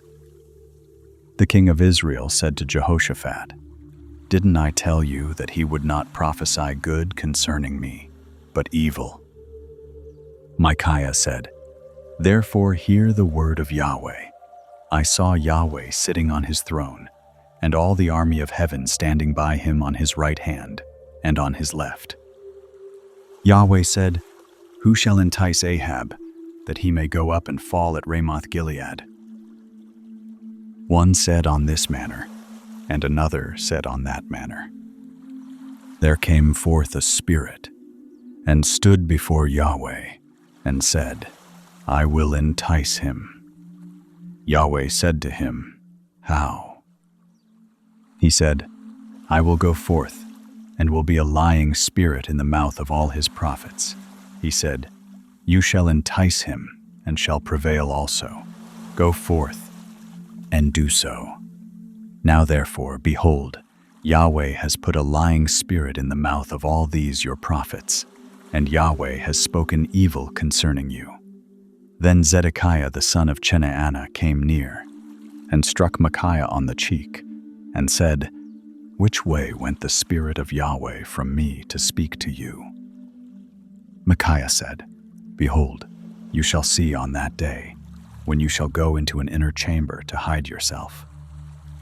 The king of Israel said, "Take Micaiah, and carry him back to Ammon, the governor of the city, and to Joash the king's son, and say, 'Thus says the king, put this fellow in the prison, and feed him with bread of affliction and with water of affliction, until I come in peace.'" Micaiah said, "If you return at all in peace, Yahweh has not spoken by me." He said, "Hear, you peoples, all of you." So the king of Israel and Jehoshaphat, the king of Judah, went up to Ramoth-Gilead. The king of Israel said to Jehoshaphat, "I will disguise myself and go into the battle, but put you on your robes." The king of Israel disguised himself and went into the battle. Now the king of Syria had commanded the 32 captains of his chariots, saying, "Fight neither with small nor great, save only with the king of Israel." It happened, when the captains of the chariots saw Jehoshaphat, that they said, "Surely it is the king of Israel." And they turned aside to fight against him, and Jehoshaphat cried out. It happened, when the captains of the chariots saw that it was not the king of Israel, that they turned back from pursuing him. A certain man drew his bow at a venture, and struck the king of Israel between the joints of the armor. Therefore he said to the driver of his chariot, "Turn your hand, and carry me out of the army, for I am severely wounded." The battle increased that day, and the king was stayed up in his chariot against the Syrians, and died at even. And the blood ran out of the wound into the bottom of the chariot. There went a cry throughout the army about the going down of the sun, saying, "Every man to his city, and every man to his country." So the king died, and was brought to Samaria, and they buried the king in Samaria. They washed the chariot by the pool of Samaria, and the dogs licked up his blood. Now the prostitutes washed themselves there, according to the word of Yahweh which he spoke. Now the rest of the acts of Ahab, and all that he did, and the ivory house which he built, and all the cities that he built, aren't they written in the book of the Chronicles of the kings of Israel? So Ahab slept with his fathers, and Ahaziah his son reigned in his place. Jehoshaphat, the son of Asa, began to reign over Judah in the 4th year of Ahab, king of Israel. Jehoshaphat was 35 years old when he began to reign, and he reigned 25 years in Jerusalem. His mother's name was Azubah, the daughter of Shilhi. He walked in all the way of Asa his father. He didn't turn aside from it, doing that which was right in the eyes of Yahweh. However, the high places were not taken away. The people still sacrificed and burnt incense in the high places. Jehoshaphat made peace with the king of Israel. Now the rest of the acts of Jehoshaphat, and his might that he showed, and how he warred, aren't they written in the book of the Chronicles of the kings of Judah? The remnant of the Sodomites that remained in the days of his father Asa, he put away out of the land. There was no king in Edom, a deputy was king. Jehoshaphat made ships of Tarshish to go to Ophir for gold, but they didn't go, for the ships were broken at Ezion-Geber. Then said Ahaziah the son of Ahab to Jehoshaphat, "Let my servants go with your servants in the ships." But Jehoshaphat would not. Jehoshaphat slept with his fathers, and was buried with his fathers in the city of David his father. Jehoram his son reigned in his place.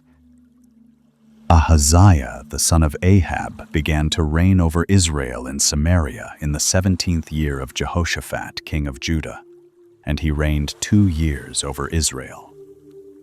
He did that which was evil in the sight of Yahweh, and walked in the way of his father, and in the way of his mother, and in the way of Jeroboam the son of Nebat, in which he made Israel to sin. He served Baal, and worshipped him, and provoked to anger Yahweh, the God of Israel, according to all that his father had done. Tonight we have walked a long road from David's final days, watching Solomon's temple rise upon the hill, and then watching that glorious kingdom split apart as hearts turned away. We heard the fire fall on Carmel, and we heard too that small and gentle voice at the mouth of the cave on Horeb. Thrones will change hands, and temples will one day fall, yet the God who speaks has never changed. And may you, tonight, beyond all the noise of it all, hear that same voice, the one that comes not in the wind, nor the earthquake, but whispers to you only in the stillness. May he watch over you like a shepherd until the morning light. Rest now and sleep in peace. Tomorrow night we will return to his word together once more. Good night.